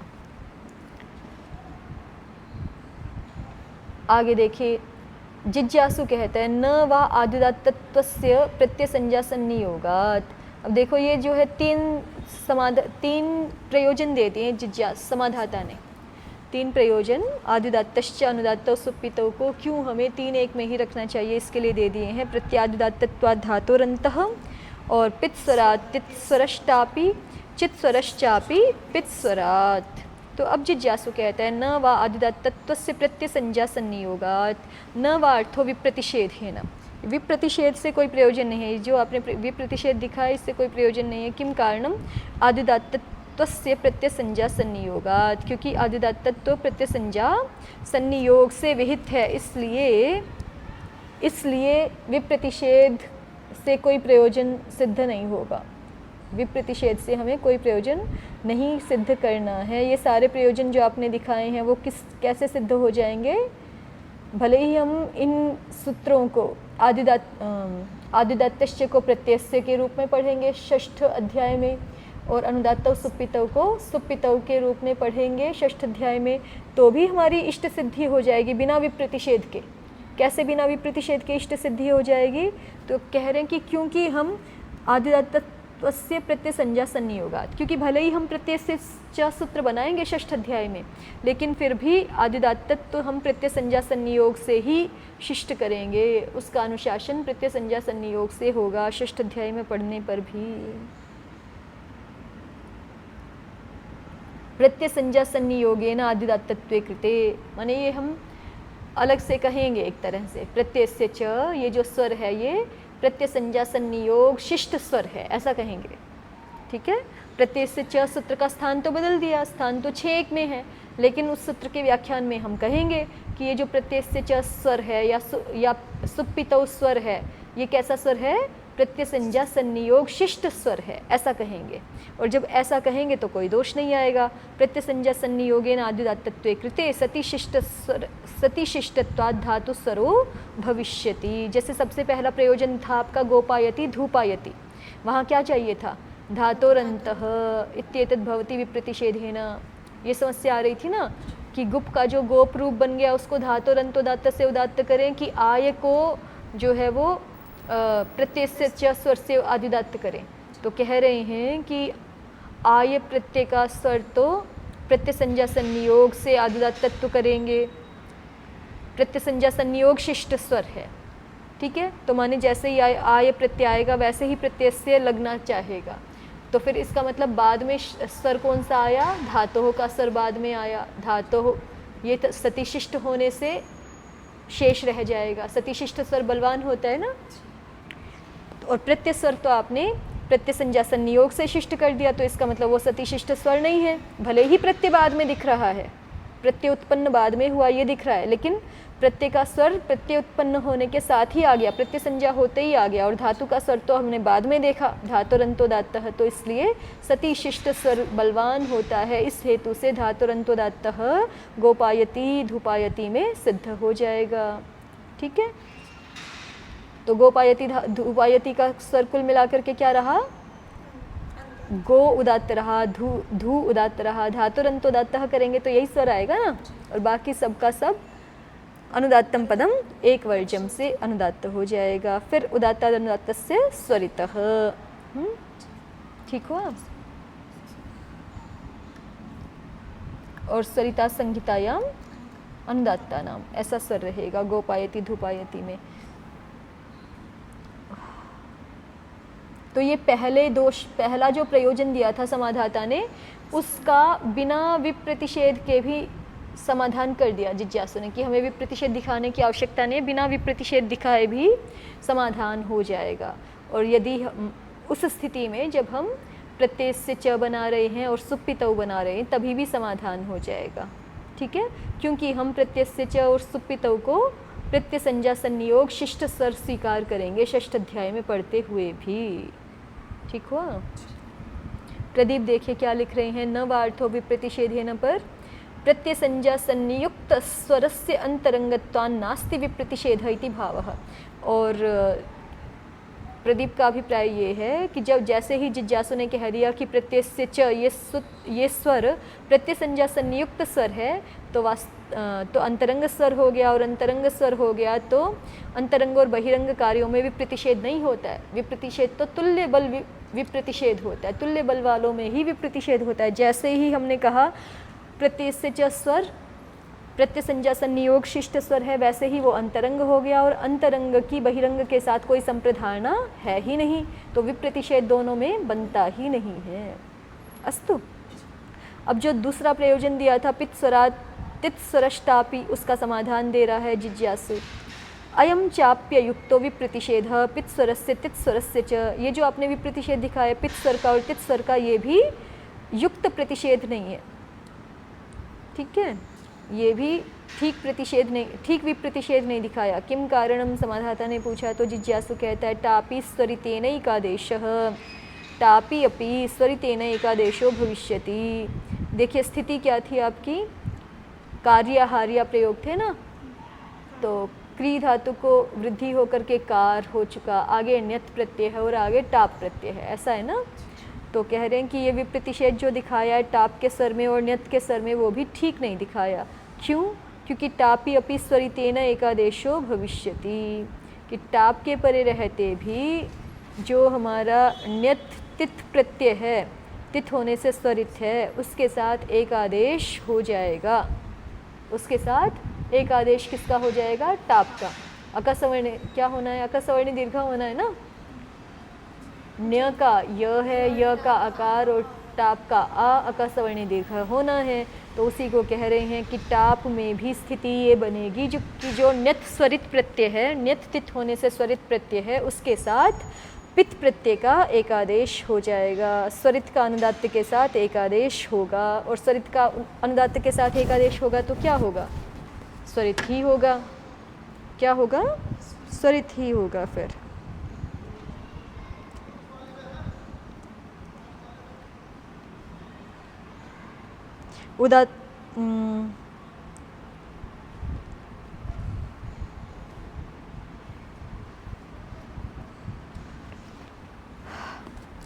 देखिए जिज्ञासु आगे बता रहा है, इदम यह संप्रधार्यम स्वरितत्वम क्रियताम एकादेशयति, कि पहले यहाँ पे ये निर्णय करें हम कि तिथ को हम स्वरित पहले करेंगे कि पहले हम जो है वो एकादेश करेंगे। ण्यत् को तिथ स्वरित पहले करें, उसको स्वरितत्व विधान पहले करें, या फिर हम बिना स्वर के ही ण्यत् का और टाप का एकादेश कर लें। तो किमत्र कर्तव्यम, क्या करना चाहिए? तो कहते हैं एकादेश करने वाला सूत्र कार्य तो है अकसवर्ण दीर्घ 6-1 में, और तिथ स्वरितम जो है वो भी 6-1 में ही है, लेकिन पश्चातवर्ती सूत्र है ना। संहिता कार्य तो पूर्ववर्ती है और स्वर कार्य पश्चातवर्ती है। परत्वात् स्वरितम, तो परत्व से क्या करना चाहिए? स्वरित कार्य पहले करना चाहिए। जिज्ञासु ने ये कहा।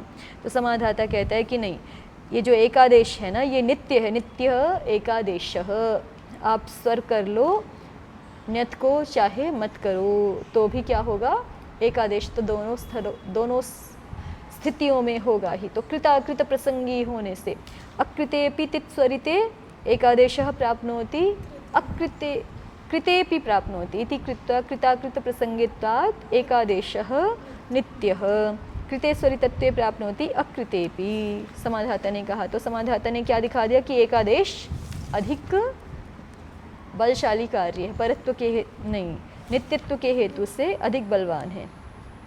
तो जिज्ञासु ने कहा स्वरितत्वम अपि नित्यम, स्वरितत्व भी तो नित्य है।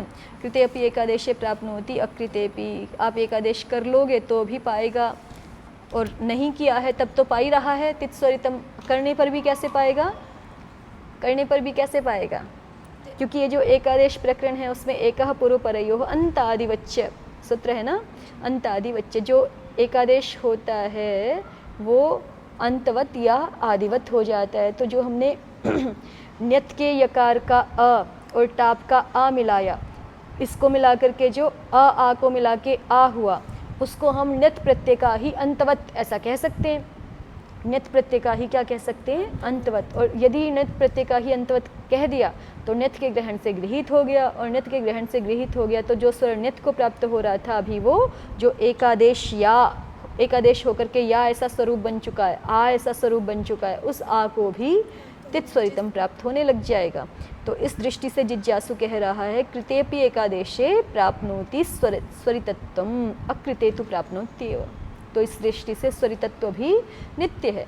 समाधाता कहता है कि नहीं, अनित्यम स्वरितत्वम, स्वरितत्व कार्य तो अनित्य है। क्यों अनित्य है, अन्यस्य कृते एकादेशे प्राप्नोति अन्यस्य अकृते, है ना। जब तक हमने एकादेश नहीं किया था तो य के अ को पा रहा था स्वरित, और एकादेश कर लिया तो एकादेश रूप जो आ है उसको पाएगा। और शब्दांतर से प्राप्नोन विधिर अनित्यो भवति, ये सिद्धांत है। तो इसलिए इस दृष्टि से स्वरितत्व अनित्य है। तो जिज्ञासु कहता है कि यदि मेरा स्वरित अनित्य है तो आपका एकादेश भी कोई नित्य नहीं है, वो भी अनित्य ही है। एकादेशोपि अनित्यः, अन्यथा स्वरस्य कृते स्वरितत्वे प्राप्नोति अन्यथा स्वरस्य अकृते। अलग स्वर वाले को एकादेश होगा स्वर कर लेने पर, है ना। अन्यथा स्वरस्य कृते स्वरितत्वे प्राप्नोति, स्वरित यदि हम पहले कर लेते हैं तो अलग स्वर वाले वर्ण को एकादेश प्राप्त होगा। और अन्यथा स्वरस्य अकृते, यदि हम तित्स्वरितम पहले नहीं करते हैं, एकादेश पहले कर लेते तो भिन्न स्वर वाले वर्ण को एकादेश प्राप्त होगा। और स्वर भिन्नस्य च प्राप्नुवन् विधिर अनित्यो भवति, जो स्वर भिन्न वर्णों को विधियाँ प्राप्त होती हैं वो भी अनित्य होती हैं। तो इस दृष्टि से एकादेश भी अनित्य हो गया। ठीक, अब तो फिर इसका मतलब नित्य अनित्य के आधार पर तो निर्णय किया नहीं जा सकता है, कोई और हेतु किसी अन्य हेतु का अन्वेषण करना होगा। तो समाधाता कहता है अंतरंगस्तर्हि एकादेशः, एकादेश अंतरंग है ऐसा मानिए। फिर अंतरंगस्तर्हि एकादेशः, एकादेश अंतरंग है। जिज्ञासु ने कहा का अंतरंगता, अंतरंगता क्या है, तो समाधाता ने कहा वर्णावाश्रित्य एकादेश है, दो वर्णों का ही आश्रय करके एकादेश हो जाता है। लेकिन स्वरित तो पद का आश्रय करता है, पदस्य स्वरितत्वम, पद को स्वरित हो रहा है। ये समाधाता ने अंतरंगता दिखाई। वर्ण को ही आश्रित कर रहा है माने उसकी कम अपेक्षा है ना, और पद को आश्रित कर रहा है तो माने पद को आश्रित कर रहा है तो उसकी अधिक अपेक्षा है। अब पद को स्वरितत्व विधान तो नहीं किया हुआ, स्वरित तो चित्त प्रत्यय को विधान है, तो पद को स्वरित कैसे कहा इन्होंने। उद्योत ने लिखा है, देखिए तृतीय पंक्ति में, पदस्य स्वरितत्वमिति अनुदात्तम पदम इत्यनेन एक वाक्यत्वादिति भावः। पद को स्वरित दिखा रहे हैं क्योंकि अनुदात्तम पदम एक वर्ज्यम में पद पढ़ा हुआ था ना, तो वहीं से पद ले रहे हैं कि चित्त पद को स्वरित हो जाता है ऐसे। वापस मूल भाष्य पर आइए। जिज्ञासु कहता है स्वरितत्वम अपि अंतरंगम। यदि आप इस दृष्टि से एकादेश को अंतरंग दिखा रहे हो तो स्वरित को भी अंतरंग कहने के लिए हमारे पास हेतु है। स्वरितत्वम अपि अंतरंगम कथम वक्ष्यत्येतत् पद ग्रहणम परिमाणार्थम।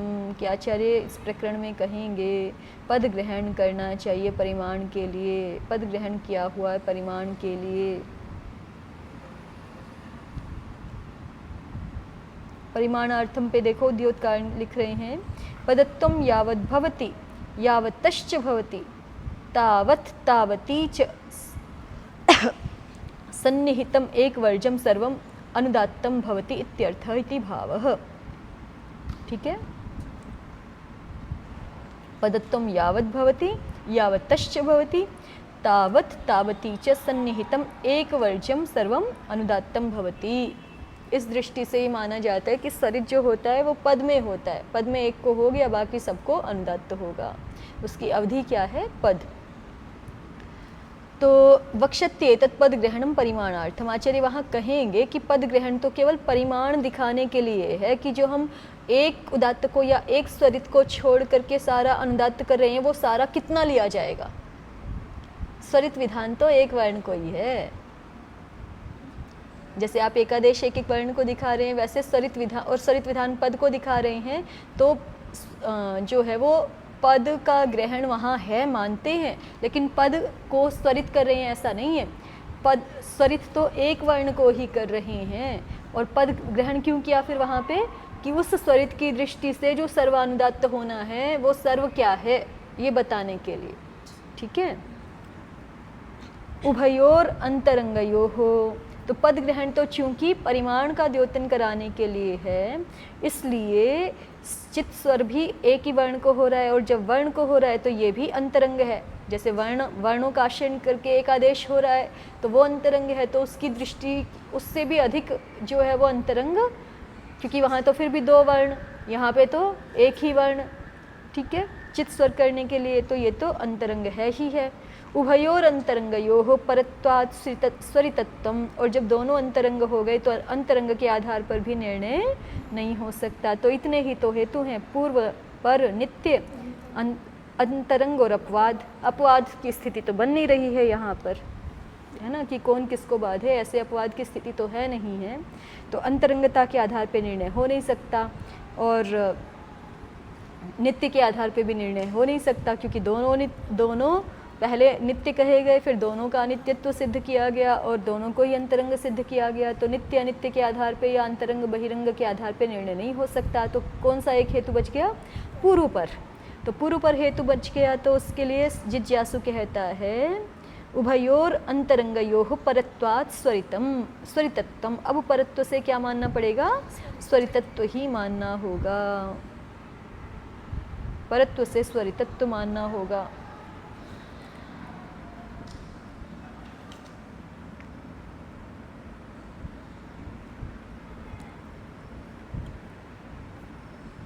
स्वरितत्वे कृते आंतर्यतः स्वरितानुदात्तयोर एकादेशः स्वरितो भविष्यति।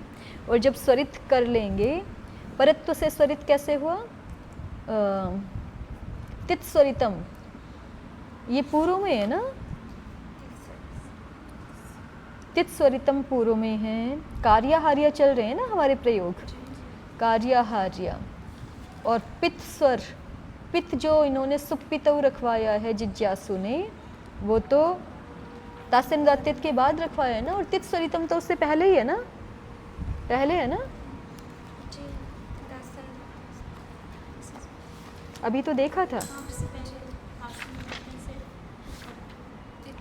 तित स्वरितम पहले है और तास्यनुदात्तित के बाद जो है वो सुपितव रखवा रहे हैं। तो फिर इन्होंने ये कैसे कह दिया कि उभयोर अंतरंगयोः परत्वात् स्वरितत्वम। फिर इसमें यही हेतु देना पड़ेगा। अभी देखते हैं कुछ इन्होंने विशेष कहा होगा तो, बाकी नहीं तो विप्रतिषेधे परम कार्य में परम का अर्थ इष्टम कर लेते हैं ना, जो इष्ट होता है वो कार्य हो जाता है। तो स्वरितत्वे कृते तो कह रहे हैं कि ये विशेष पंक्ति है, उभयोर अंतरंगयोः परत्वात् स्वरितत्वम। दोनों कार्य अंतरंग सिद्ध हो गए, माने पित्त का जो कार्य है, नहीं क्षम्यताम, जो एकादेश रूपी कार्य है वो भी अंतरंग। अच्छा, ये पित्त में नहीं देख रहे, ये ध्यान दीजिए, पित्त में नहीं देख रहे, जो अकः सवर्णी दीर्घ है और जो तित स्वरितम है, तो उन दोनों में तो तित स्वरित ही पश्चातवर्ती कार्य है, ठीक है। तो यहाँ विप्रतिषेध वाली बात ही नहीं है, ठीक है, विप्रतिषेध वाली बात नहीं है। विप्रतिषेध सबसे पहले कहा था समाधाता ने, तो विप्रतिषेध ही दिखाया था, पित स्वरात तित स्वरष्टापि ये दिखाया था ना।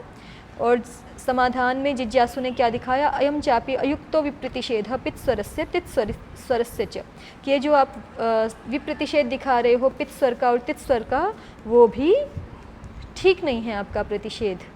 क्यों ठीक नहीं है, तो जिज्ञासु ने हेतु दिया टापी स्वरितेन एकादेश, कि यहाँ पे तो ऐसी स्थिति बनेगी कि टाप के परे रहते स्वरित के साथ एकादेश होगा। और उस अपनी बात को सिद्ध करने के लिए जिज्ञासु ने आगे सारी चर्चा चलाई है कि पहले ये निर्णय करो कि स्वरित करें कि एकादेश करें, ये बाद में होगा। टाप का पित स्वर और तित स्वर ये सब बाद में आएगा, पहले ये निर्णय करो कि हम स्वरित करें तित स्वरितम से कि एकादेश पहले कर लें। तो अंततः इन दोनों में क्या निर्णय हो गया अंत में जाकर के, कि इनमें जो है वो नित्य के आधार पे निर्णय नहीं कर सकते, नित्य अनित्य के आधार पे, अंतरंग बहिरंग के आधार पे निर्णय नहीं कर सकते, क्योंकि एक दृष्टि से देखें तो दोनों नित्य हैं और एक दृष्टि से देखें तो दोनों अनित्य हैं और एक दृष्टि से देखें तो दोनों अंतरंग हैं, किसी की भी बहिरंग अंतरंगता नहीं कही जा सकती। तो ऐसी स्थिति में इन दोनों सूत्र कार्यों में अकः सवर्णे दीर्घ में और तित स्वरितम में हमें परत्व के आधार पर निर्णय करना होगा। तो परत्व के आधार पर स्वरितत्व ही होगा, है ना। उभयोर अंतरंगयोः परत्वात् स्वरितत्वम। तो यहाँ तक किस बात का निर्णय आ गया, जो जिज्ञासु ने स्वयं ही चर्चा प्रारंभ की थी पहले, कि इदम यह संप्रधार्यम स्वरितत्वम क्रियताम एकादेश इति, कि पहले ये निर्णय करो कि स्वरितत्व कार्य किया जाएगा कि एकादेश किया जाएगा। यहाँ तक आकर के जिज्ञासु ने क्या सिद्ध करा दिया कि स्वरितत्व ही पहले किया जाएगा। अब वो अपनी बात को सिद्ध करेगा जो उसने पहली पंक्ति बोली थी, टापी अपि स्वरितेन एकादेशो भविष्यति। पहले स्वरित हो गया है तो अब स्वरित के साथ टाप का एकादेश होगा ना। स्वरित आकार हो चुका है, य का आकार प्रत्यय का आकार स्वरित हो चुका है, अब टाप जो अनुदात्त है उसके साथ अब एकादेश होगा, ठीक है। तो स्वरित का अनुदात्त के साथ जब एकादेश हो रहा है, स्वरित पहले ही हो चुका है ना, स्वरित जब पहले हो गया परत्व हेतु से, तो विप्रतिषेध कहाँ बना, पित स्वर का और तित स्वरितम का कोई विप्रतिषेध नहीं बना, ठीक है। तो अब स्वरित हो चुका है, न्यत प्रत्यय को और टाप जो है वो पित स्वर से अनुदात्त है ही, सुपितौ सूत्र से अनुदात्त वो है ही। फिर अब उन दोनों का स्वरित का और अनुदात्त का एकादेश हो जाएगा, और स्वरित और अनुदात्त का एकादेश होगा तो क्या होगा, स्वरित ही होगा। कैसे, स्थानीय अंतरतमः से, और कोई हेतु नहीं है ना। स्वरित का अनुदात्त के साथ एकादेश स्वरित ही होगा, कैसे पता चला, और कोई है सूत्र, जैसे उदात्त के लिए तो है एकादेश उदात्तेन उदात्तः, उदात्त का अनुदात्त के साथ एकादेश होता है तो उदात्त ही हो जाता है। लेकिन स्वरित के लिए तो ऐसा कुछ नहीं कहा, स्वरित का अनुदात्त के साथ, लेकिन स्वरित में उदात्त अनुदात्त सममात्रा में है ना, नहीं है क्या, समाहारः स्वरितः। अग्रिम सूत्र क्या है, उच्चैरुदात्तः नीचैरनुदात्तः समाहारः स्वरितः तस्यादित उदात्तमर्धरसम। तो उसमें स्वरित में प्रथम आधी मात्रा उदात्त है और अंतिम आधी मात्रा अनुदात्त है, ठीक है। और अनुदात्त तो अनुदात्त है ही, तो दोनों का स्थानांतरतमः की दृष्टि से देखेंगे तो क्या होगा, स्वरित हो जाएगा। तो यहाँ पे निर्णय जो जिज्ञासु ने दिया है उसको एक बार फिर से देख लीजिए। उभयोर अंतरंगयोः परत्वात् स्वरितत्वम, दोनों अंतरंग कार्य हैं, अकः सवर्ण दीर्घ भी और तित स्वरितम भी, इनमें परत्व से स्वरितत्व रहेगा। और फिर स्वरितत्वे कृते आंतर्यतः स्वरितानुदात्तयोर एकादेशः स्वरितो भविष्यति। और स्थानांतरतम हम ना भी माने तो भी जो है वो, वैसे तो प्रदीपकार ने यही दिया है हेतु, देखिए आंतर्यतः स्वरिते तु अनुदात्तो अपि विद्यते इति स्वरितानुदात्तयोः स्वरितो अंतरतमः, यही हेतु दिया। यदि ये ना भी माने तो भी आचार्य के वचन सामर्थ्य से, आचार्य कह रहे हैं स्वरित और अनुदात्त इन दोनों का एकादेश स्वरित होगा, उनके वचन सामर्थ्य से स्वरित हो जाएगा, ठीक है। तो इस तरह से जिज्ञासु ने क्या दिखा दिया कि यहाँ पर भी जो आप दिखा रहे थे कि पित्त स्वर की अपेक्षा तित स्वर विप्रतिषेध से हो जाया करे, वो भी हमें उस प्रयोजन की सिद्धि के लिए भी आदिदात्तश्च को या सुप्पितौ सूत्र को हमें प्रत्यय विधान प्रकरण में 3:1 में पढ़ने की आवश्यकता नहीं है। 6:1 में पढ़ेंगे तो भी सारी इष्ट सिद्धि यथावत हो जाएगी, हो रही है। अब तीसरा प्रयोजन जो समाधाता ने दिया था, चित स्वरश्चापि पित्त स्वरात्। पीछे देखिए, चित स्वरश्चापि पित्त स्वरात् चलनः कंपनः, चित स्वर के अवकाश पित्त स्वर के पचति पठति अवकाश इहो भयं प्राप्नोति आम्बष्ठ्या सौवीर्यात्। तो चित स्वर भवति विप्रतिषेधेन, चितः 6:1 में रहे, और जो आपका ये पित्त स्वर है यंगश्चाप का पित्त, वो जो है आपका 3:1 में रहे, सुप्पितौ अनुदात्तौ। तो चित स्वर जो इष्ट स्वर है वो हो जाया करेगा।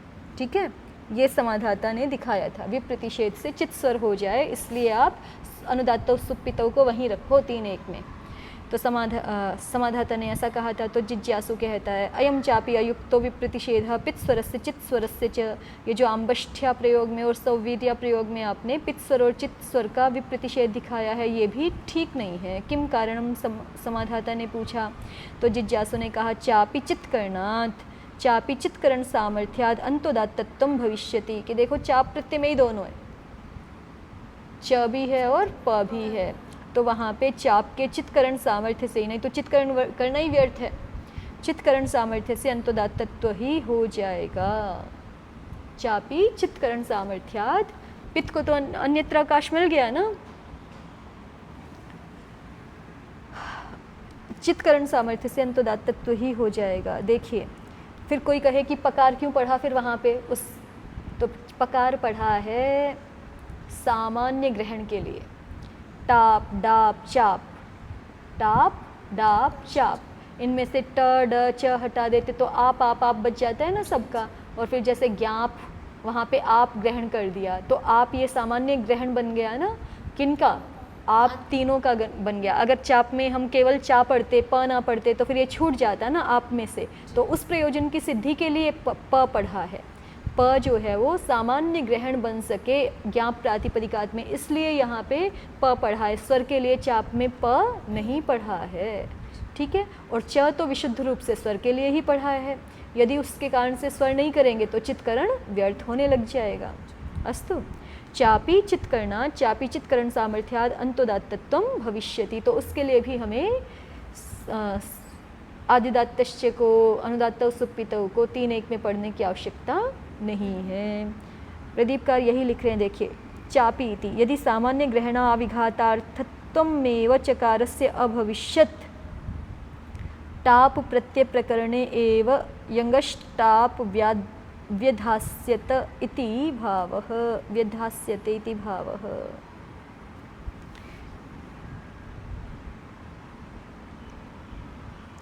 तो कोई कहे कि देखिए, जैसे आपने पित्त, चाप को पित्त करने का प्रयोजन बताया कि सामान्य ग्रहण हो जाए ज्ञाप प्रातिपदिकात में। अब कोई कहे कि फिर जो है वो च को भी तो इसलिए मान लेना चाहिए ना, फिर च को भी स्वर के लिए क्यों मान रहे हो, च को भी इसलिए मान लो कि भाई यदि ये च नहीं पढ़ते तो आप ऐसा ही प्रत्यय होता ये, और यदि ये आप ऐसा ही प्रत्यय होता तो ज्ञाप प्रातिपदिकात में आपसे केवल इस आप का ही ग्रहण होने लगता, टाप का डाप का नहीं हो पाता। तो चकार जो है वो सामान्य ग्रहण के अविघात के लिए है, पकार तो सामान्य ग्रहण के लिए है, और उस सामान्य ग्रहण के अविघात के लिए च पढ़ा हुआ है, ऐसा मान लो इसको। तो उसका उत्तर दे रहे हैं प्रदीपकार कि यदि कोई ऐसा कहे कि चित्त के, फिर हम चकार को भी स्वर के लिए क्यों माने, च को भी किसके लिए मान लो, केवल सामान्य ग्रहण अविघात के लिए। अब तो दोनों प्रयोजन सिद्ध होते हैं, सामान्य ग्रहण के अविघात के लिए तो है ही च, लेकिन साथ में चित्त से हम स्वर भी कर रहे हैं, ठीक है, दोनों प्रयोजन स्वीकार करते। लेकिन कोई ऐसा कह सकता है कि जैसे पकार को आप स्वर के लिए नहीं मान रहे ना, केवल सामान्य ग्रहण के लिए मान रहे हो, वैसे ही चकार को भी इस प्रत्यय में, चाप प्रत्यय में किसके लिए मान लो, सामान्य ग्रहण के अविघात के लिए मान लो, चित्त स्वर के लिए मत मानो। तो उसका उत्तर दिया जा रहा है प्रदीपकार के द्वारा, यदि सामान्य ग्रहण अविघातार्थत्वमेव चकारस्य अभविष्यत्, यदि चकार का प्रयोजन केवल कितना होता, सामान्य ग्रहण का अविघात इतना ही प्रयोजन होता तो फिर टाप प्रत्यय प्रकरणे एव यंगष्टाप व्यधास्यत इति भावः, तो फिर चाप प्रत्यय बनाने की आवश्यकता ही नहीं थी। ठीक है, टाप ही कर देते, यंगंत से टाप ही कर देते तो भी प्रयोजन सिद्ध हो जाता। भाई चित स्वर तो चाहिए नहीं वहाँ पे, है ना, केवल सामान्य ग्रहण चाहिए। सामान्य ग्रहण चाहिए तो टाप ही कर दीजिए, यंगष्टाप, प्रयोजन सिद्ध हो जाएगा। ठीक, तो फिर ऐसा ना करके आचार्य ने चाप अलग से पढ़ा, तो उससे पता चलता है कि आचार्य को यहाँ पे सामान्य ग्रहण का अविघात तो चाहिए, लेकिन च का स्वर भी विशिष्ट चाहिए। ठीक है, और जब ये बात सिद्ध हो गई कि चित्करण सामर्थ्य से यहाँ तो अन्य सबको बाध करके अंतोदात्त ही होगा, तो फिर ये बात नहीं रही ना, ये तो मतलब अपवाद हो गया। फिर अपवाद हो गया तो ये बात नहीं रही कि यहाँ पित्त स्वर भी पा रहा है और चित्त स्वर भी पा रहा है। अब इन दोनों में से यदि हम पित्त स्वर को अनुदात्तौ सुप्पितौ में 3-1 में पढ़ देंगे और चित्त को जो है वो 6-1 में पढ़ा हुआ है तो विप्रतिषेध बन जाएगा, ये बात नहीं है। इन दोनों का विप्रतिषेध है ही नहीं। पित्त तो केवल सामान्य ग्रहण के लिए ही है और चित्त जो है वो सामान्य ग्रहण के अविघात के साथ साथ स्वर के लिए भी है। तो विशिष्ट होने से, चित्करण सामर्थ्य से यहाँ पे चित्त का अंतोदात्त होता ही है। तो इस तरह से समाधाता ने पहले जो सारे प्रयोजन दिए थे वो सारे भी जिज्ञासु ने स्थान स्थान पर उनका निराकरण कर दिया था, प्रयोजनों का प्रत्याख्यान कर दिया था। और ये बात सिद्ध रखी थी कि यदि हम अनुदात्तस्य आदिदात्तश्च सूत्र को और अनुदात्तौ सुप्पितौ सूत्र को कुछ न्यास भेद के साथ हम 6-1 में रखेंगे तो कोई दोष नहीं आएगा। फिर अंत में समाधाता ने एक बार फिर से प्रयास किया और कुछ विप्रतिषेध दिखाए, 3 विप्रतिषेध दिखाए कि ये विप्रतिषेध ठीक ठीक सिद्ध हो जाएं, ये प्रयोग ठीक ठीक सिद्ध हो जाएं।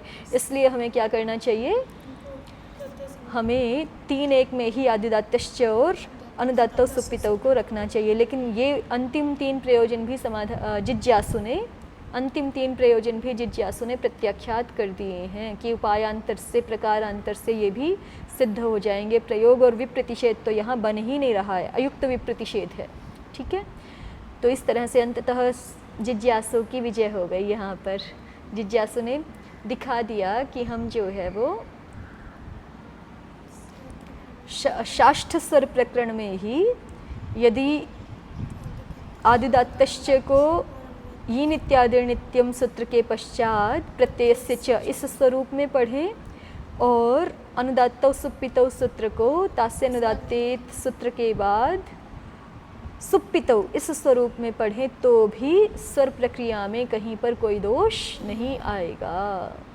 अस्तु, हाँ, तो दोष तो नहीं आएगा, लेकिन इतना सारा विचार विमर्श भी तो फिर जो है वो बौद्धिक उतनी प्रगल्भता और उतनी परिपक्वता होनी चाहिए उसको समझने के लिए। तो दोनों ठीक है, आचार्य ने जो किया है वो भी ठीक है।